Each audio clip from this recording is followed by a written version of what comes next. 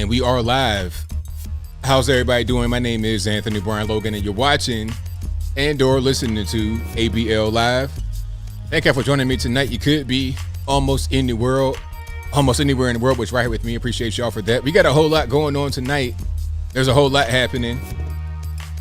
Shout out to those super woke kids over at Arizona State University who completely freaked out, melted down over a Police Lives Matter sticker in the Multicultural Center. I mean, I'm not really sure what was so special about this little area. It just was like an open spot with some tables and chairs. What's the big deal?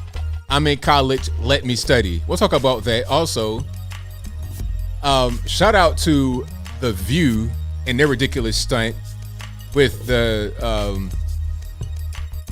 co-host Ana Navarro and Sunny Hostin. Tested positive for the virus, then had to get escorted out right in the middle of the show. Surely they could have done that before the show started, I presume. But maybe having them leave right then and there just made more sense. I don't really know. We'll talk about that. Also, on me and the Hellcat, I'm going to get to that because this story is really, really near and dear because I've been following it for a long time. I know about these laws and how these guys with a bunch of money can pretty much do whatever they want. But sometimes the federales and other people want to make an example out of a guy to prove a point and not necessarily to engage in law enforcement. We'll talk about all those things and more on tonight's episode of ABL Live. And I thank y'all again for joining me. You guys could be almost anywhere in the world, but you're right here with me live on the show. And I appreciate y'all for that. We're going to get into it. We're going to get into ASU. We're going to get into The View, on me and the Hellcat, the Haitians at the border. There's a whole lot going on. There is a whole lot happening, and we're going to dive into all of it. But shout out to y'all for joining, and thank you to everyone who's listening on audio streaming services, whether that be Apple iTunes, Google Play, Spotify, Stitcher, Anchor, etc. If you didn't know, this will be recorded as audio only, and you can view it on those platforms I mentioned. A link for that will be in the description box, or you could just go to those platforms like Apple iTunes and search ABL Live. I should pop right on up. Please give me a 5-star rating. Please give me a referral, a share, a like, comment, subscribe, whatever you can do over there. I'd appreciate you if you did. We also got to talk about unvaccinated healthcare workers in New York possibly being replaced. And as a matter of fact, I think I'm going to start right there.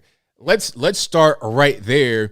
And then we're going to get into some other things, and we'll see how they all kind of connect. Now, shout out to the new New York governor. What's her name? The new New York governor's name is Kathy Hochul, Hochul. So this woman was asked on television about the upcoming mandate to get the vaccine. This applies to healthcare workers, and I'm not really sure who else. But I'm sure there's other workers in New York who are going to be affected by this. So there's a mandate that you got to get the vax. And a lot of healthcare workers are not going to comply, and they're going to get fired as a result. Or they're going to quit. They're going to be finding other employment. Basically, they're not going to be out there treating patients as a result of this. Now, what I know about New York City specifically, not necessarily the whole state, but I'm sure that this number that I'm going to tell you is not that much different in New York State as it is from New York City, if that makes any sense. 75% or so of Black New York City residents between the ages of 18 to 44 are not vaccinated. 75% are not vaccinated. 3 out of 4 Blacks between the ages of 18 to 44 in New York City do not have the vax. I'm not saying it incorrectly. I'm not saying 75% are vaccinated. 75% are not vaccinated, do not have the shot. So I know, like out here, Tennessee, where I'm at, especially in Virginia, there are a lot of Black female nurses. There's a lot of Black. I know plenty of them. Shout out to my family members as nurses. I got 2 cousins, first cousins that are nurses. 2. Okay. Like I'm talking about like my sisters. They're nurses. So I know a lot of people are kind of hesitant about getting this. It's like, wait a minute, I don't know if I want to do this. This might not be right. So they're going to be affected heavily by this thing. Now, I fully expect to see Black Lives Matter out there protesting, because remember, I did a video about Black Lives Matter in New York City because they were protesting against the restaurant called Carmine's. There was a party of, I think, 9 black women. 6 of them were able to get into Carmine's because they showed their little VAX card or whatever, and it was all good. They can get in. But 3 of them, all black women, again, in their late 40s, mid to late 40s, were not allowed to get in because I think something was wrong with their proof of vaccination, and they came from Texas. So I don't know if it was a fake VAX card, a different kind of VAX card, and not really used to seeing. Whatever the case may be, they were denied entry. And as they came out, they're upset. So they engaged in the fight with the hostess outside. So the next day or shortly thereafter, here comes Black Lives Matter protesting, bullhorns in the face. And they were talking about how a lot of black New Yorkers are not vaccinated. This is a problem. They're the Gestapo. So I fully expect to see Hawk Newsom and his friend girl out there protesting again because of this. Now, what they're going to do is replace people who are fired or want to quit because of the mandate. They said they're going to get out temporary work visas to healthcare workers like from the Philippines, because I don't know if you know about, like New York and whatnot, but it's a lot of Filipina, nurses in that particular area. So they're going to bring in foreigners to New York on a visa to replace the citizens. And you're going to have disproportionate amount of people that are replaced be black women. So is there going to be a protest? Is there going to be a march? Is there going to be some kind of parade? If there's going to be a march, can I get tickets? Can I get first dibs on the hotel room in New York? I want a bed bug free and roach and rat free hotel room. Is that possible in New York or not? But anyway, I want to go because I want to see if they're going to actually have a protest, and they should. Not even necessarily because of the race thing. If you're Black Lives Matter, this should motivate you. But I'm talking about just for regular citizens, you're being replaced by foreigners. Now, haven't we said this before? Haven't we said this thing about replacement? There's a certain guy on a certain news network, used to wear bow ties all the time. He has a kind of a blank stare. Like, there was a certain guy that said something like this, and they want to call him racist. They want to call him a xenophobe. They want to call him all of these obit hopes in this. They want to call him that, but here he is being vindicated. Oh, Tucker Carlson, of course. You guys know what I'm talking about. They said he's a racist. We're talking about so-called replacement theory. Matter of fact, do I have an article? Let me pull it up right quick so you know that I'm telling the truth. So you know I'm telling the truth. And yeah, they were trying to fire him and everything. It was crazy. Matter of fact, here it is on Daily Beast. Let me put it on the screen right quick. And here it is. So in case you can't see the headline, it says, Tucker pushes racist, quote, great replacement theory yet again. ADO renews call for Fox to fire him. This was September 23rd, 2021, like just a couple of days ago. But yet you have the New York governor saying, we're going to replace you for not getting the shot. Because we force you to get it, and you know when to get it, then we're going to replace you. And then some of these, 5,000 IQ rocket scientists are talking about, well, you're not being forced to get it. You have a choice. No, you don't. There's no choice you want to have. Like, I'm working my job and I'm doing my thing. I might be a nurse for the past 15 years. I enjoy my job. I enjoy treating patients. I enjoy being in a community, doing right by the community. All of a sudden, one day they say, hey, you know what? Thank you for what you're doing. You're doing a great job for the past 15 years, but check it out. You're going to get this shot or you get fired. Is that a choice? Because you don't want to do either one. What you want to do is not get the shot and not get fired. But they're saying you must get the shot to keep your job. And if you don't, you're going to be fired. You don't want to do either one.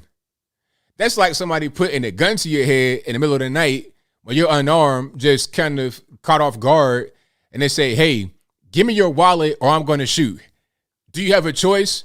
Oh, he wasn't forced. He was given an opportunity to get the wallet up and he wouldn't die. It's like, well, I don't want to get robbed. I don't want to lose my money, but I don't want to lose my life either. So I got to pick one. I don't want to do either one. You're being forced. You're being coerced. You're being put into an unreasonable situation. But hey, this is what people vote for. They voted for it. We warned them. We talked about great replacement theory. We talked about that happening. And the southern border is a prime example of that. Where do you think all these so-called migrants are going? Why is that border open? People who are desperate to get here will do pretty much anything to get into the country, to leave their country and maybe get to America to do anything. Did you guys see in Afghanistan where the people were affixing themselves to the landing gear of the plane and plummeted to their deaths? Just to try and leave Afghanistan, and they might get to the U.S., maybe. So they'll do pretty much whatever to get into the country and stay and get money and send it back to their country. Oh, yeah. If I got to get this shot, it's no problem. So that's what's happening right now. But these are the same people that are vote 90% for the same party. So when people talking about, what can we do to reach people that vote for the Democratic Party and it's not really working? I mean, I'm not really sure what can be done with people that don't really want to see this. I think a lot of people are starting to see things like this, and that's waking them up. That's part of what woke me up back when I was still asleep, still in the Matrix pod. I would see things that were done that didn't make any sense to me. And I'm like, okay, I don't like that. Let me go a different direction and do something else because I don't like what's happening here. If people can't see that, if they don't understand what's going on, if they don't understand that that party that they vote for at a 90% clip is not doing right by them, that don't care about them, that'll replace them whenever they need to, that don't care about their health or their well-being or anything like that. I mean, if you can't see that's going on, then there's nothing I can really do for you. I really can't do much, not in the least bit. But shout out to everybody that is awake or at least open-minded to try and see what's happening, because I think what happens is a lot of people in their mind, it's kind of closed off already. You can't even really enter a closed mind. But there's a little crack, a little opening, you're able to get in there. And when you see things like this, oh, we're going to replace you, we don't really care, whatever, then you see what's going on. When and speaking of BLM, Black Lives Matter, we see what they do. They're around come election time for the most part on the big scale. 2016, they were really heavy. 2015 too, but 2016 and 2020. As soon as the election happened, I'm talking about as soon as November rolled around, they pretty much packed it back up. I guess the budget got dried up. I guess Patrice Cullors couldn't get any more houses or any more investment properties or whatever she got going on. A $3.4 million real estate portfolio talking about, oh, I don't spend any money from Black Lives Matter. I get all my money from speaking engagements and book sales. It's like, please, come on. Everybody does that, but who has $3.4 million real estate portfolio? What person that just does speaking engagements and is not some type of really, big celebrity can make money just off of that and pay for really expensive things like housing and a house with an airplane hangar? She probably has a private jet as well, but don't want to tell you, but that's a different story. Anyway, the budgets rolled up, the budget money dried up in November, and we've not really seen them on a national level since. But they'll be back. They'll find some random story to pick up on and contort artifacts to make it fit their narrative, and they'll rally on that. That's how they always do. And if people can't see that, if they can't see that obvious pattern, then what am I going to be able to do to reach them and to tell them, hey, what you're doing right here ain't working. This ain't really the way. They got to see that on their own. I can't convince them of what is happening right in front of their eyes. I talk about Yuri Bezmenov all the time. Shout out to my man, Yuri Bezmenov. If you've not seen the clip from him from back in like 84 about what's happening right now, about subversion and communism and the old Soviet KGB way, please watch that on YouTube. Yuri Bezmenov, YuriBezmenov, Yuri Bezmenov. Please watch him. But he spoke about this. He said the brainwashing, once that's in effect and it's taking hold, you can't convince somebody of a thing that's true when they don't want to believe it. You can physically take them to a concentration camp and be like, hey, look at that. Look at the camp. Look at all these starving and dead people. They refuse to believe it. You can show them physical evidence, documents, pictures, videos. It ain't going to matter. Just like with the whole the Uyghur camp in China, there's videos, pictures, evidence. And what they say in China, oh, that's not there. You don't see that. Oh, really? I don't see that? It's like, come on. It's like trying to have Shaquille O'Neal hide behind a tree. Talking about you don't see me. Like, sir, you're 7 feet tall and about the size of a baby grand piano. You're the size of a whole Toyota 4Runner. Sir, I see you behind the tree. But some people are so brainwashed, they won't even see him. And that's the problem. That is a problem. So shout out to Yuri Bezmenov and shout out to everybody that is watching. I appreciate you guys.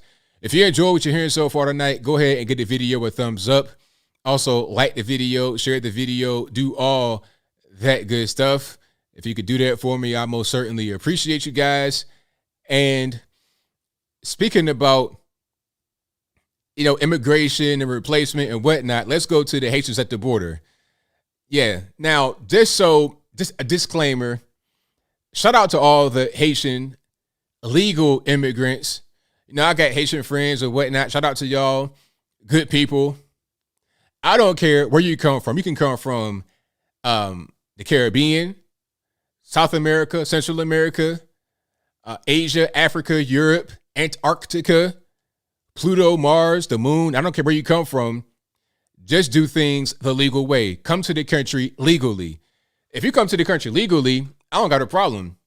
I have no problem at all. Now, there's a different question about immigration in general as far as legal immigration, but I have no problem if you follow the law. What am I going to say to you? Oh, you shouldn't have followed the law and came to the country? It makes no sense. Follow the law and come to the country legally. I don't have a problem where you come from, period. It doesn't matter. My issue is with illegal immigration, and also my issue is with media misrepresenting the thing to make it appear to be something that it's not. Speaking about the Haitians at the border. Now, you had 15,000 of them at the border, and they're talking about, they were getting whipped and whatnot. This simply wasn't true. And the question is, after all the hubbub, after all the smoke is cleared from that whole situation, where are they now? Where are they now? And why is it not really a big deal that they're here? Understand this. I know a lot of them didn't come from Haiti, like directly, meaning they're Haitian, but they may have been in South America for a long time, in Chile and Brazil and whatnot. But if they came from Haiti recently, Haiti has a less than 1% vaccination rate, right? So I find it weird that a lot of the progressives, they want to push vaccination real heavy, requirements and whatnot for the vaccination. But then they say to the Haitians, oh, nah, it's all good. Come on over.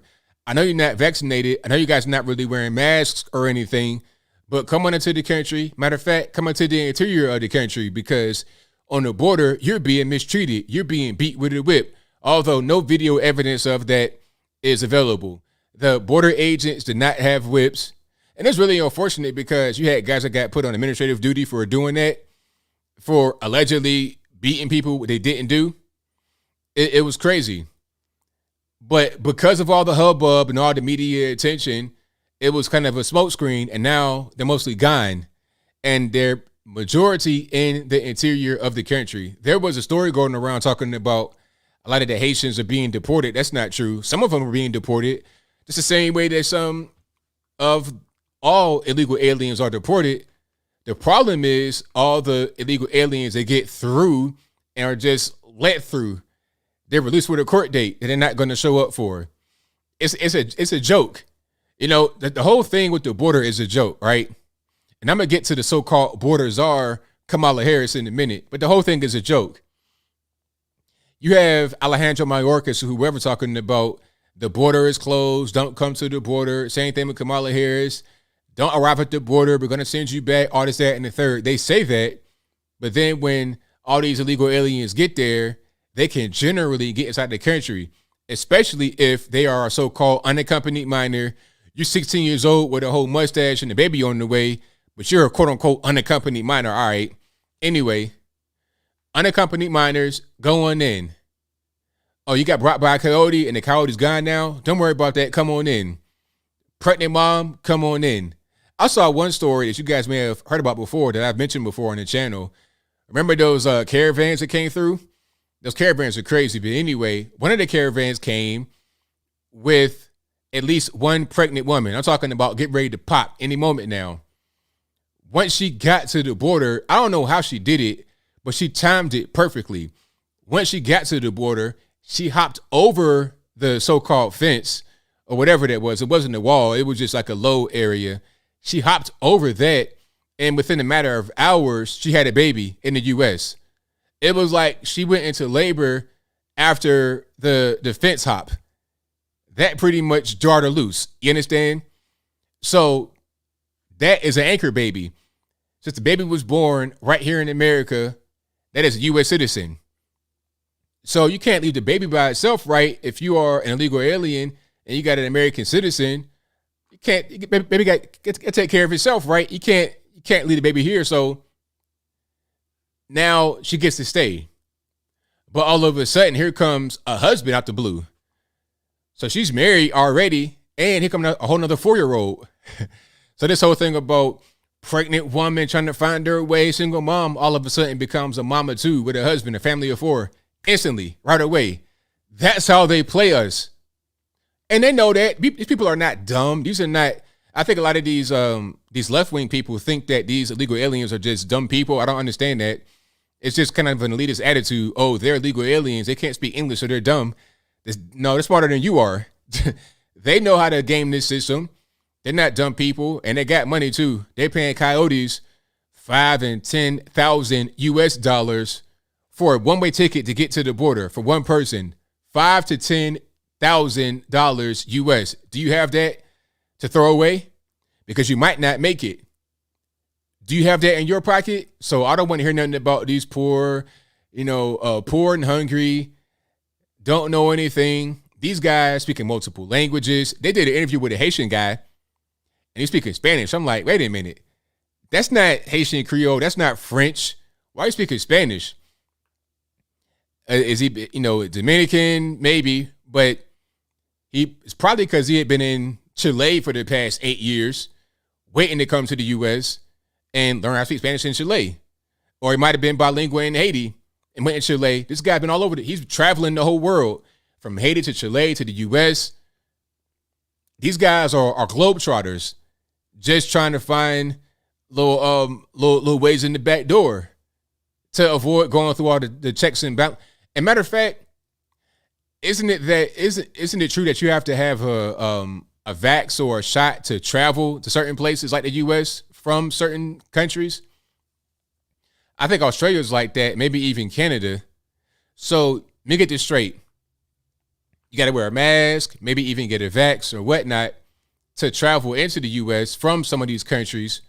But you could just walk in with nothing and it's fine. They'll put you on a plane for free to send you wherever you want to go.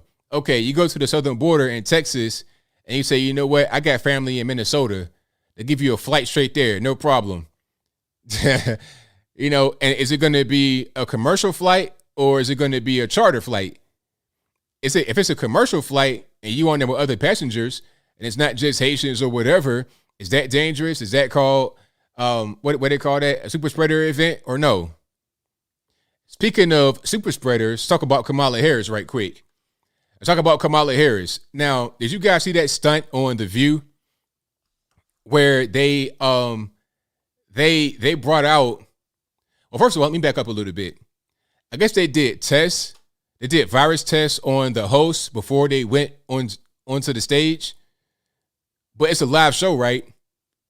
So I guess it did not get the test results back before they went on stage and started recording the show live. So they stopped the show live and took 2 of the hosts off, Ana Navarro and Sunny Hostin.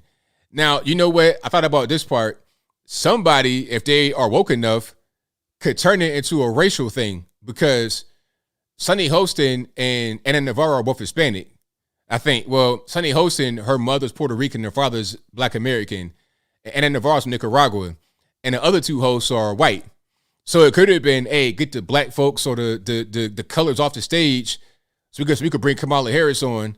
We can't have too many of these racially ambiguous folks on the stage at once. I don't know, but somebody could look at it that way if they want to find racism somewhere. But here's the clip in question. So they're live on the air, and you have on the left that Sunny Hostin, Ansucion Hostin is her name, and then you have Ana Navarro, the so-called Republican who is a stone cold Democrat. How are you called a Republican, but you are a far leftist, not even a normie leftist? You're further left than that Joe Manchin, who has never said anything other than he's a Democrat. But anyway, I digress. Here is what happened live on air. Now, if you guys didn't see this, or even if you did, you tell me, is it a stunt or no? Two of you to step off for a second. Okay. Anna and we're going to bring Sonny you back later. have to leave. Yeah. Yes. And we'll tell you why. More information later. It's a tease. We'll tell you why in a couple of minutes. So shall I introduce the vice president? Yes. Okay. So, vice president, no. Nope. Okay. Shall we dance? Let's do a tap dance. Let's do a tap dance. So, and just for context sake, this happened right before Kamala Harris was going to come on stage. So they were going to bring her out and interview her, right? And I guess they did a virus test just to make sure that the hosts were safe and we're not going to spread anything to Kamala. But surely they could have done this before the show started. I mean, I'm not really sure how long the test take to come back, yay or nay. But I'm thinking, okay, have an earlier call time, get to the spot a little bit earlier the night before you test, and don't go anywhere. Something, they could have prevented this from happening, but they didn't. And in my opinion, it's about just trying to engage in political theater. Since this is going to be a major news story any minute now, what happened is that Sonny and Anna both apparently tested positive for COVID. No matter how hard we try, these things happen. They probably have a breakthrough case, and they'll be okay, I'm sure. And why call it a breakthrough case? Rochelle Walensky, the CDC director, already said that the vax does not shield you from transmitting the virus, meaning you could still catch it and spread it the same as someone who is not vaccinated. That's what she said on television. It's not me making it up. Matter of fact, I think Lena Wen, not sure who she is anyway. If you guys seen that doctor, the Chinese doctor, Lena Wen, is she a government official, a regular normie doctor? Who is she anyway? She was saying that you could carry a higher viral load of the virus if you vaccinated, and you could spread it the same as an unvaccinated person. So basically what she was saying, before we get back to this, you need to get vaccinated to protect yourself against vaccinated people. If you're unvaccinated, you could be more at risk of catching the virus because someone is vaccinated. You see what I'm saying? You will be less at risk from an unvaccinated person than a vaccinated person. But you got to get vaccinated because you need the extra armor. It's just like the vaccine, from what you were saying, you protect yourself more, but you're also a more deadly spreader. It kind of cancels itself out, don't it? But anyway, I digress. Sure, because they're both vaccinated up the wazoo, a lot of vaccines. So, up the wazoo, huh? Now, I think Kamala Harris came on. Oh, here it is. So here we go. Here is Kamala Harris on. Now, I guess what happened was she was backstage and they didn't bring her out. So then they put a camera back there and interviewed her that way. So I don't understand. It's like, okay, you kick Ana Navarro and Sunny Hostin off air because they tested positive.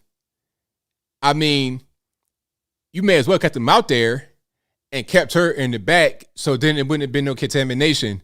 Why must it have, like, if you weren't going to bring Kamala Harris out, just leave them out.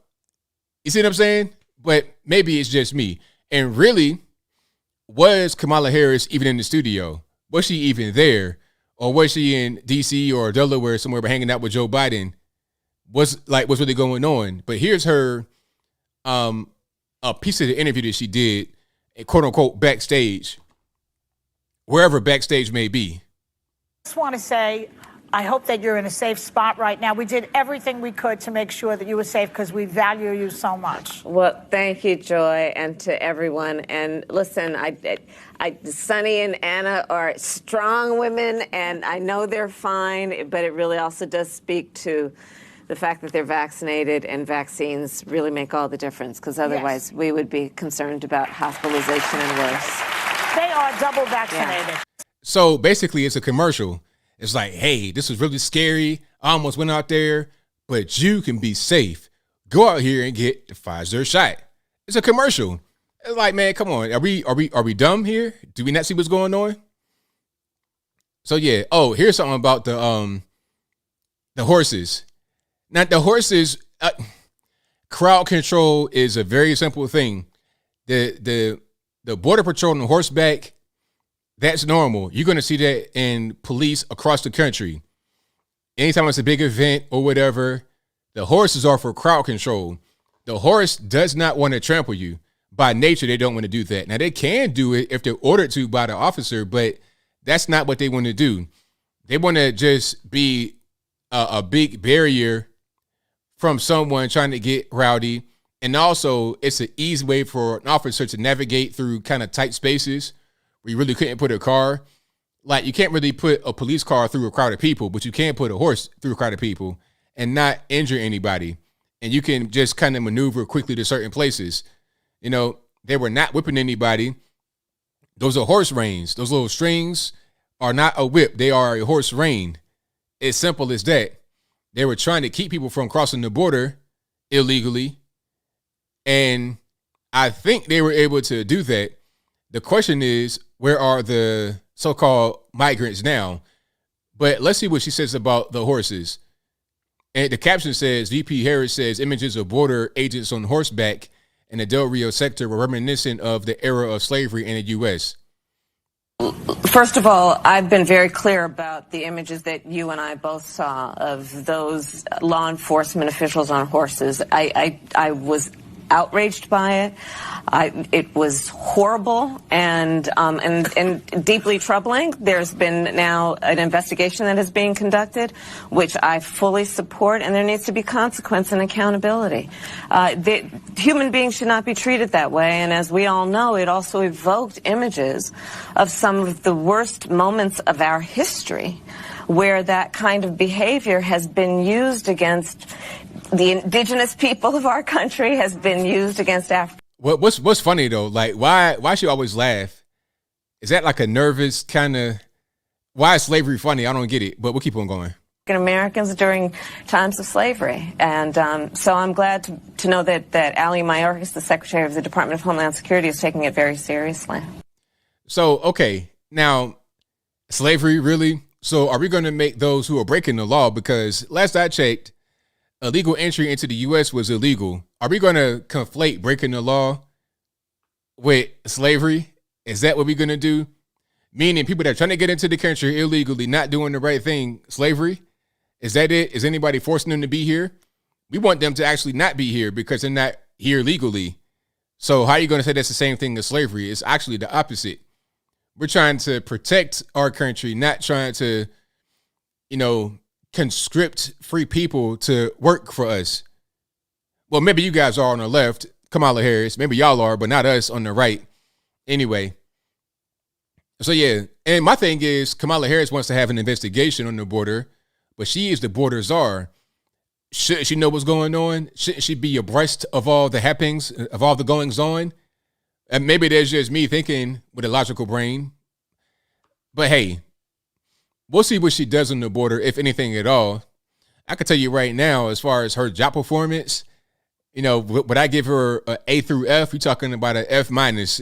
You're talking about what they call like an E back in the day. If you just completely didn't even show up to class, that's what she gets right now. Didn't even go to where it's really hot. She went to El Paso. I was like, El Paso, really? They have a really, really good wall right there and a military base. It's very secure in El Paso. And in Juarez, on the other hand, is not very secure. But in El Paso, it's beautiful. I love El Paso. But that's not where all the action is happening.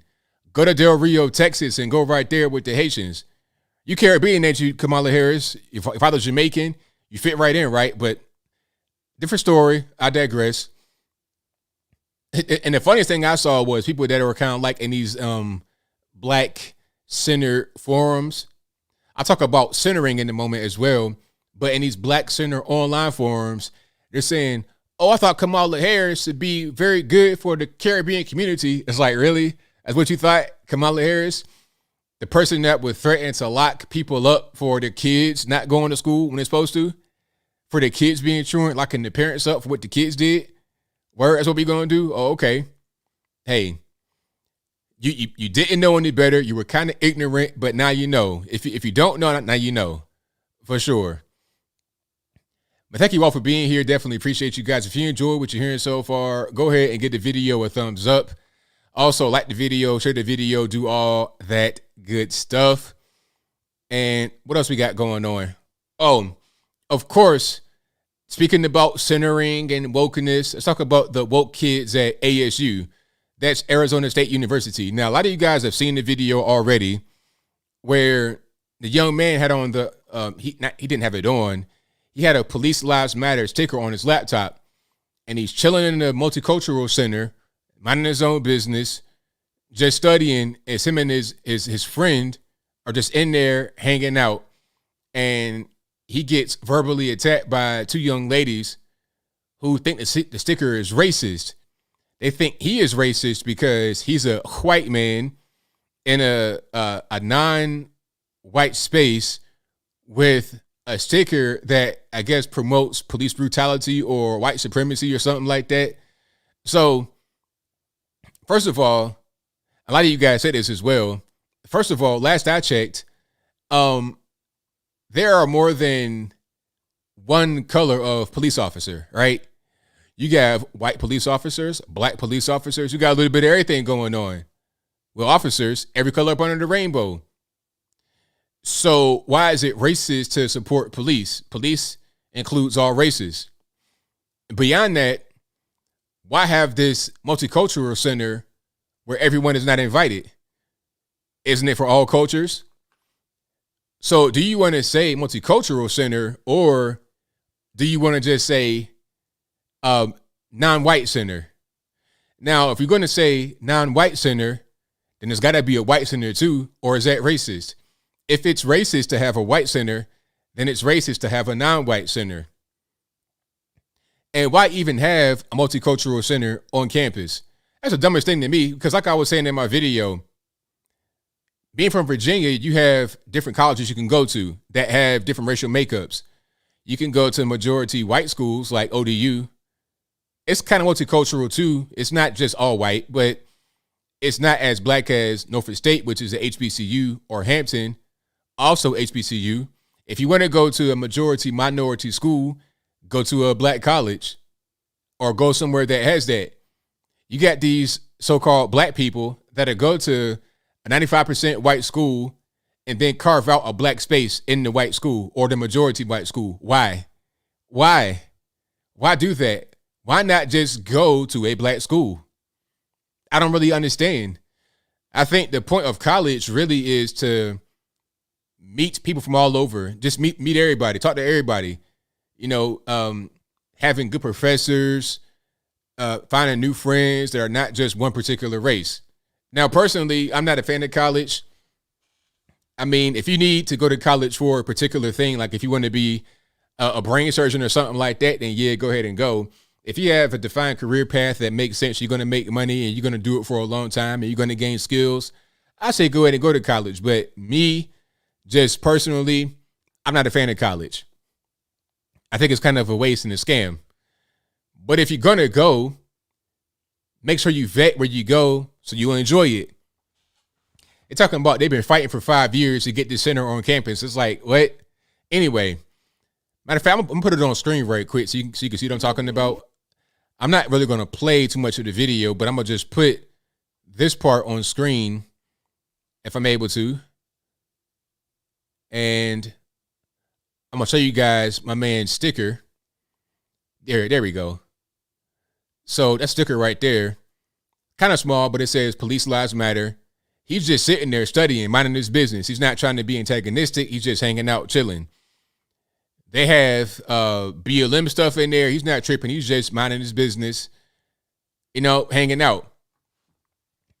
And they wanted to attack him for that. Now, if the shoe were on the other foot, if it was a place that was known to be majority white, and you had some black folks in there with BLM stickers, and they weren't causing the ruckus, they weren't causing any kind of problems, they just sitting there studying, and then some white women or some, first of all, if it was white women, they'd be called Karen right away. In this situation, I don't look at the word Karen as a racial term. I call them Karens too. You could be a black Karen, a white Karen. You could be a black male Karen or a white male Karen. It's all the same. It's just somebody that is unnecessarily antagonistic and bothering you because of a thing you're doing. It's not really that difficult to just ignore. But it'd be a lot of race attached to it. It'd be kind of a national outcry. But because the guy's white, all of a sudden it's fine. I just want people to get treated the same across the board, regardless of what color they are. I don't know. It's not anything preferential because you're black or white or whatever. Treat everybody the same, but that's not what's happening. So I think there was statements that got put out. If I could find those, I'll put those on the screen. I think there was like 4 statements that got put out. There's all kind of little student unions and stuff like that. They put those out there. Really weird, just kind of all over the place. And I think the core of the problem, why that man was attacked verbally by these women, talking about you're racist and you got to leave, all this, that, and the third, is because of critical race theory. That's a big part of it. When you are taught from a young age, kindergarten, K through 12, that the white man is to blame, the white man is racist, police lives matter, that's racist. If they say anything other than black lives matter, they can say all lives matter, that's racist. If they're taught these things from a young age, and a lot of times it's reinforced by their parents, reinforced by their friend group, of course they're going to get to college and be 20, 21 years old. First of all, sounding like they're still 14 years old or younger, 11 years old in the voice. You sound mentally stunted because your education has put you in kind of an infantilized state along with your friend group and your parents. And then beyond that, you have this hatred in your heart, hatred in your brain for other races. That's what happens with, these extremist groups and cults and things of that nature. This is why we're trying to break apart critical race theory in the school system, because they produce people like that were in the video attacking a young man, all because he had a police lives matter sticker on his laptop. That's the problem. What's the male version of Karen? I'll call them Karen as well. Karen is a gender non-conforming term. Put it to you like that.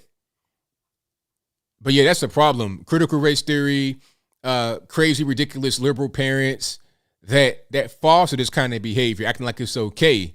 And when things like this happen, there's no real consequence. It's just not good overall. But yeah, shout out to the young men for just, not flipping out, not going too above and beyond, not getting out of control. But that kind of behavior has got to stop. It's got to come to an end sooner rather than later, in my humble opinion. Yeah, if you hate other races, you're racist, for sure. All right. Now, I'm gonna get to Omi and the Hellcat, but first I'm gonna play this right here. Now, this take from this young man is more of what we need. It makes more sense. If you're going to talk about critical race theory and things of that nature, have this kind of discourse brought into it. And I'm not even saying that I 100% agree, but I 99.9% agree. Matter of fact, okay, let's put it on the screen right now. I'm not sure how old this young man is, but he appears to be like 2nd grade, 3rd grade, something like that. Just listen to him talk, and we'll keep on moving. This system is really not fair, because the average person that's wealthy can easily pay their way out of prison.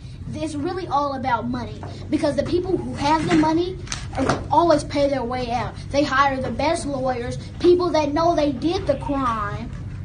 But the people that are put on their death row are the people that hardly have anything, people that hardly have family.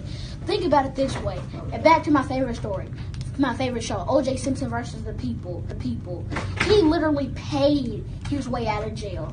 It wasn't from his lawyer. It wasn't from the jury. It was the way that he represented himself. It was the way that he paid people to let him free. See, that right there, that's more of that's a better take. From a little boy, you got these so-called grown adults in college screeching, hollering, carrying on at 21, 22 years old. This little boy had more sense than all of those creatures combined and then some. So yeah, shout out to him. Shout out to him. It's a lot of that going on. You know, you have Hunter Biden smoking crack in the military, going to Ukraine, getting plenty of money, no experience, 10% for the big guy. Nothing happens. The Clintons got a whole body trail behind them. Nothing happens. They do whatever they want. Why? Connections. I got money and power and I could do whatever I want. It's not even a race thing. It's about money, power, connections. At a certain point, if you're a regular normie, you kind of rolling the dice out there. But if you're up there in these top level positions, high power positions, you could do whatever. We saw Hunter Biden smoking crack on a laptop. They said it was fake. It's Eastern European. Sir, looking at him right now on the screen. Oh, that's not real. Then they verified it. Oops, sorry, you were right. Sorry for banning you for a month from Facebook because you said that it was right when we thought it was wrong. Although we knew it was right, but we said it was wrong. We were trying to hide it from you. They collude with the big industries with their money and power and influence to hide things from you. You see what I'm saying? So shout out to the young boy for just keeping it all the way real. All the way real. Yeah, OJ had the money. Everybody know OJ did that. The thing about OJ, it was people kind of celebrated OJ because they thought it was like a moral victory for the black community. I mean, I didn't, at that time when it happened, I didn't really understand what was going on. I was like 11 years old. So I really didn't grasp it all the way.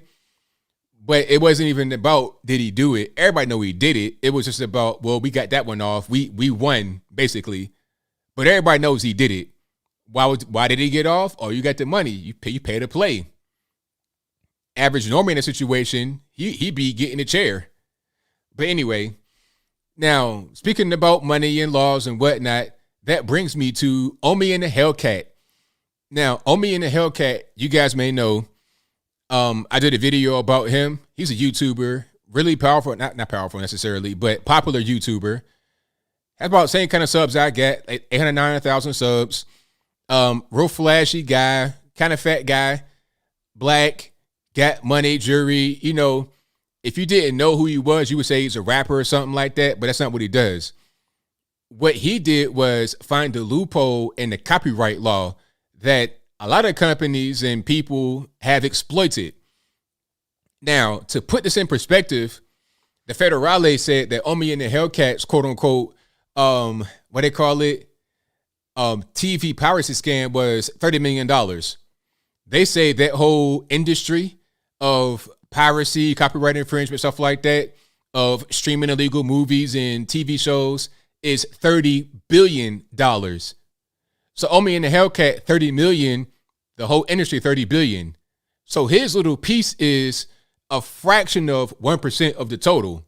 So why do you not hear about a bunch of guys going to the penitentiary for doing what he did? Now I'll explain what he did. What he did was, he had a streaming service called Gears TV. You guys may have heard about that. You may know it. And I think what he did was he had like jailbroken Fire Sticks. He was able to sell them so you can get access to that particular, that app to watch TV. And you were paying them like $15 a month. You had everything. You had cable TV, you had movies, you had all kind of stuff. But it was streaming. You didn't actually possess anything as far as a physical copy. So it wasn't like going to a website and downloading, Suicide Squad or, I don't know, Star Wars. You didn't download any movies. You didn't download any MP3s or anything like that. you were able to watch it, to stream it. This was not illegal. This was not illegal when he was doing it in between 2016 and 2019. Not illegal. It was in the gray area. It's very illegal to distribute. I got to back up a little bit. It's very illegal to duplicate, reproduce, and distribute copyrighted material. So, prime example, back in the day, I used to kind of do this. And I never did anything illegal under the law because I knew what the law was, even at like 16, 17 years old. What I was doing was selling CDs and DVDs, right? I knew that if you didn't have more than 9 copies on you, you weren't going to get in trouble. They weren't going to pull me over for having 3 copies of Barbershop 2 in my book bag on DVDs, burned DVDs. They're not going to do that. If I got 3 CDs, the latest Jay-Z album on burned CDs in the little slim cases with Jay-Z written on it and Black Sharpie, I'm not going to get arrested. And I never did. I saw guys in the mall with kiosks with mixtapes and they never got any kind of problems. They were selling them, never got any kind of problems. You're only going to get locked up, back in the day at least, if you were mass reproducing. That's when you would get raided by the federales. I think a guy by the name of DJ Drama and Don Cannon back in Atlanta, they got raided that way. And that was a mistake because the record label told them to do a mixtape with Gnarls Barkley, which was CeeLo Green. They told them to do a mixtape with them, but they thought it was bootlegging. So they raided them. And they took like 81,000 CDs. You understand what I'm saying? So they're only going to get you if you're mass producing physical stuff and giving it away. And then it became downloads like MP3s and AVI, MOV, MP4, etc. Right? The law was for that, but there was never a law for streaming, so there was a loophole. And Omi and the Hellcat made plenty of money through the loophole. Now, since there was no way to criminally prosecute anyone for this, what was happening was that guys were getting sued left and right, which is the appropriate action. You cannot lock anybody up. Matter of fact, they just made that illegal last year in December of 2020. And I'm going to read that right quick, just a little bit of it, so you know that I'm not telling you a lie. I know these laws like a lot because I did this before. I've been doing this for a long time. Now, check it out. Here's a new law they put into the omnibus spending bill. Remember that? And people were asking, hey, why are they worried about DVDs and movies and stuff like that? Why is it in the spending bill? Well, it's because it was a loophole that existed for a long time. They were trying to stop it back in 2010 with the SOPA Act, Stop Online Piracy Act, but they didn't follow through with it. They didn't sign it into law. Barack Obama was the president, but they didn't do anything about it. So they let that loophole be open. Now, I wonder why they knew what the loophole was, could have closed it, but they didn't close it. Is it because some of their friends in high places said, hey, don't close that? I'm making a lot of money right here. Leave it alone. I wonder why. They knew what it was, but they didn't do anything to stop it. Now, here's the actual issue here. I'm put it on the screen right quick. I'm going to read it. It's real quick. I promise, real quick. I ain't going to hold you too much. I ain't going to bore you to tears. Now, hold on. Let me make sure I'm in the right spot here. I just want to read the right thing. Now, let me see. Okay, hold on. Basically, I'm trying to find the exact words, but that's what they were doing with this thing here. Okay, here it is. The bill specifically targets commercial or for-profit websites that operate as, quote, digital transmission services that primarily function to stream copyrighted material without authorization of copyright holders. This was created as a law in December of 2020, the Protecting Lawful Streaming Act of 2020. So before this was not illegal. You could stream stuff like that and get paid to offer that service, and you wouldn't go to the penitentiary. No jail time or nothing because it wasn't illegal. You can get sued by the copyright holders, of course, but you wouldn't go to jail. And guys get sued all the time. What I don't like is that you can't even sue Pfizer or Moderna if you get injured by the vax, and they require that. I wonder why that is. So this is what I'm talking about. Some of these laws don't make any sense at all. So when there is a thing that's not illegal, I don't got no problem. Go ahead and do it. Go ahead and do it. And if it should be illegal, make a law, which is what they did. They're trying to get Omi in the Hellcat for doing this, but he did it before the law was on the books. You can't try him for a law that's now on the books that was not on the books when he did what he did. It's called ex post facto. You can't do that. That's completely illegal. That's like saying, all right, we're going to make all Black Lives Matter protests illegal in 2025, and we're going to go back to 2016. And if you were at a BLM protest, you had on the t-shirt, we're going to send you to jail. No, can't do that. I don't like Black Lives Matter. I don't like BLM protests, but you can't do that. That's totally illegal. So that's it. But anyway, Omi in the Hellcat, what happened to him was he didn't pay his taxes. Now, if it was so illegal what he was doing, how are you going to pay taxes? It's because it wasn't illegal. And the problem is he had like his friend, like a girl from the hood, like an H&R Block type person do his taxes. They are not prepared to deal with legally gray areas, millions of dollars, multiple LLCs and S corps and all types of stuff. They're not prepared to deal with that. So he got jammed up from that point of view because she got overwhelmed with the tax responsibility. As I said, you need some Greenbergs and Goldbergs on your side, a whole legal firm to handle all of that. His colleagues were doing the exact same thing that he did and made more money, hundreds of millions more dollars more money than he did.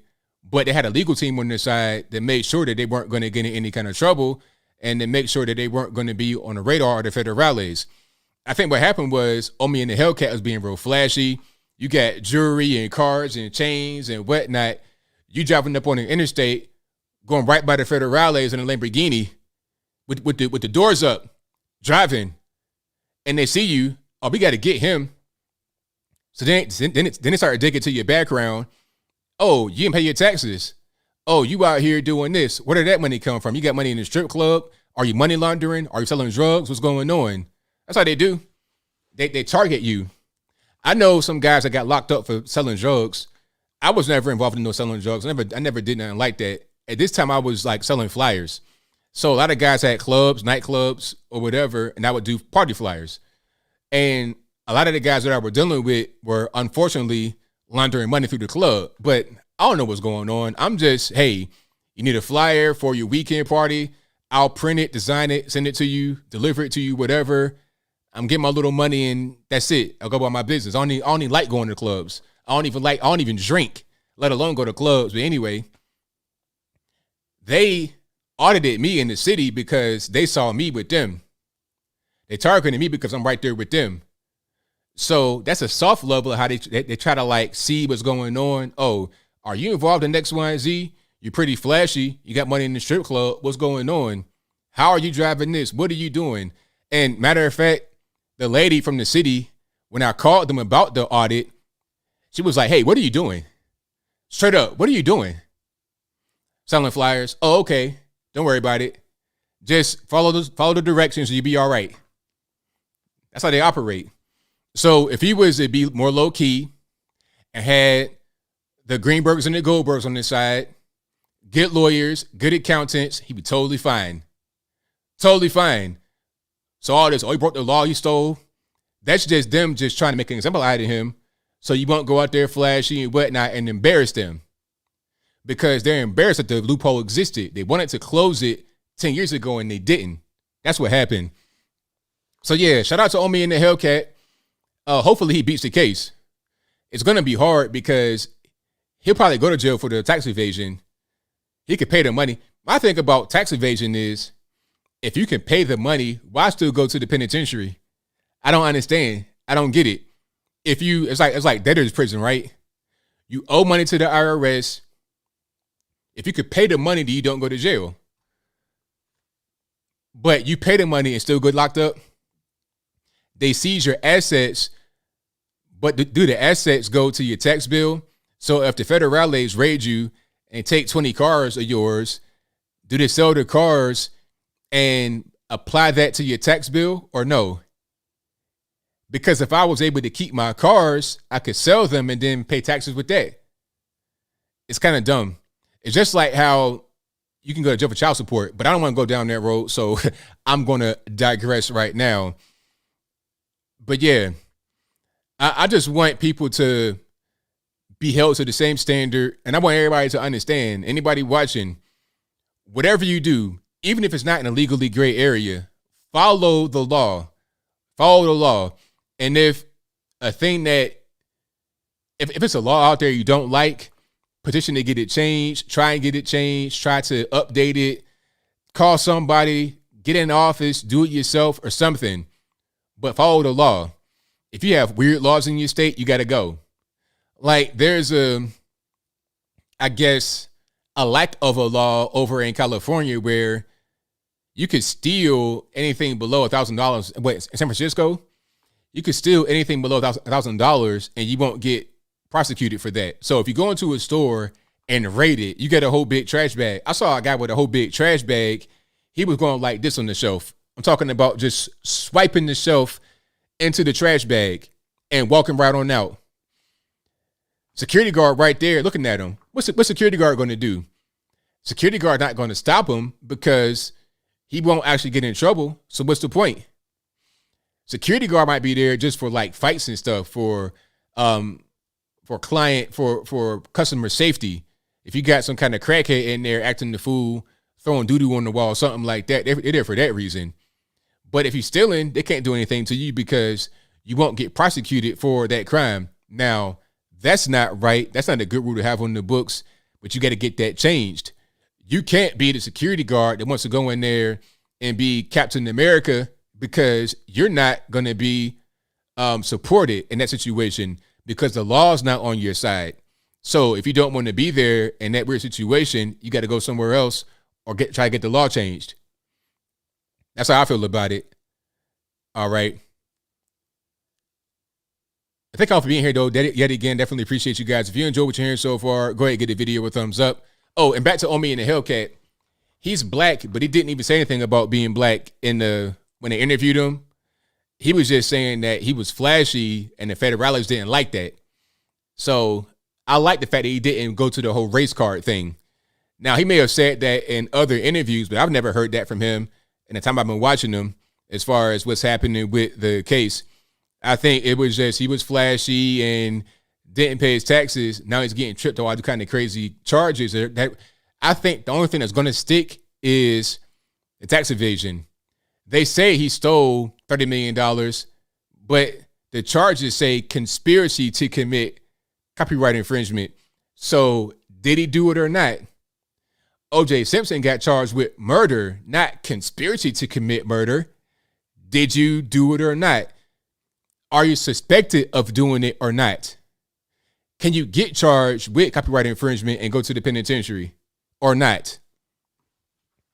I think the conspiracy charge is all they can do because what they want to get him on was not illegal when he did it. And that's the whole point I want to make about that. And then I'll keep on moving. All right. So shout out to everybody that came into the chat. You guys are the best audience anywhere on the internet, so I could not do it without you, and you guys know that. But I got super chats on deck. I'm going to read those right quick. Did I get to all the topics I wanted to get to? I think I did. The View, Woke Kids. Yeah, I got to everything. So, yeah, I'm going to get super chats right quick, and then we keep on moving here. All right. Hold on. I just want to make sure that I saw everything.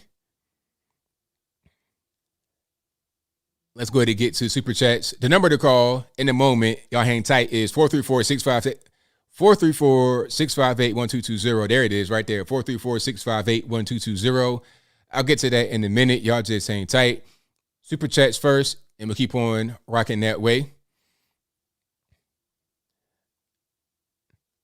Oh, and as far as Omi and the Hellcat and the whole copyright thing, if anyone wants to debate me on that, understand I'm going to win. So just be prepared already. Be ready for a loss. It's okay if you lose. I'm just trying to get you ready for it. All right, so let's go to Apple with a few super chats, as always. He says, ABL, last Wednesday live stream was so lit.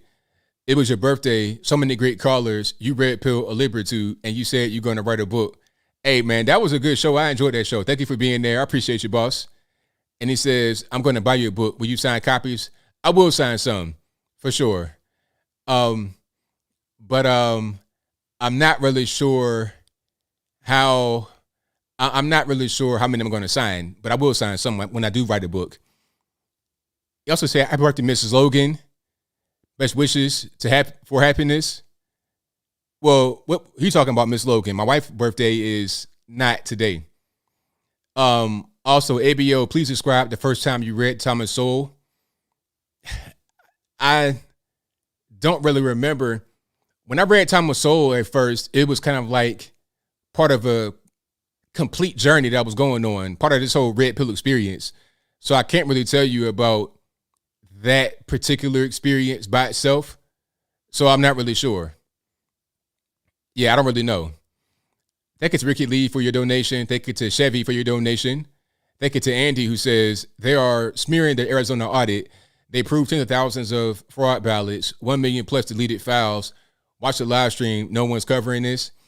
I mean, when they come to a conclusion and say, okay, this is what happened and we're going to resolve it, then I'll be on it. But until then, I don't like having that carrot dangling in front of my face, keeping it all the way real. But if they come to a conclusion and it makes a difference and I'm with it, I'll cover it at that point. Put it to you like that. Thank you to Greg Brown, who says, early comment, I know you may cover mounted horse patrols are used across the USA, including Washington, D.C. and New York City. Same rigs, reins, and all. Of course, I've seen them myself. I've seen them in Virginia Beach on the oceanfront, on the boardwalk. I've been up and close on them, you know, and that's just, you have mounted police officers are everywhere. People, I feel like, have not really experienced anything at all. And whatever they see on television, they believe. You guys don't, obviously, because you're here with me. So you guys understand more. I guess we got some big brains in here. But a lot of your normies who believe whatever they see on television don't have any other experience. So they just believe it. Apple says, defund the FBI, or should I say Proud Boys, LOL. Oh, yeah. The Proud Boys. Speaking about the Proud Boys,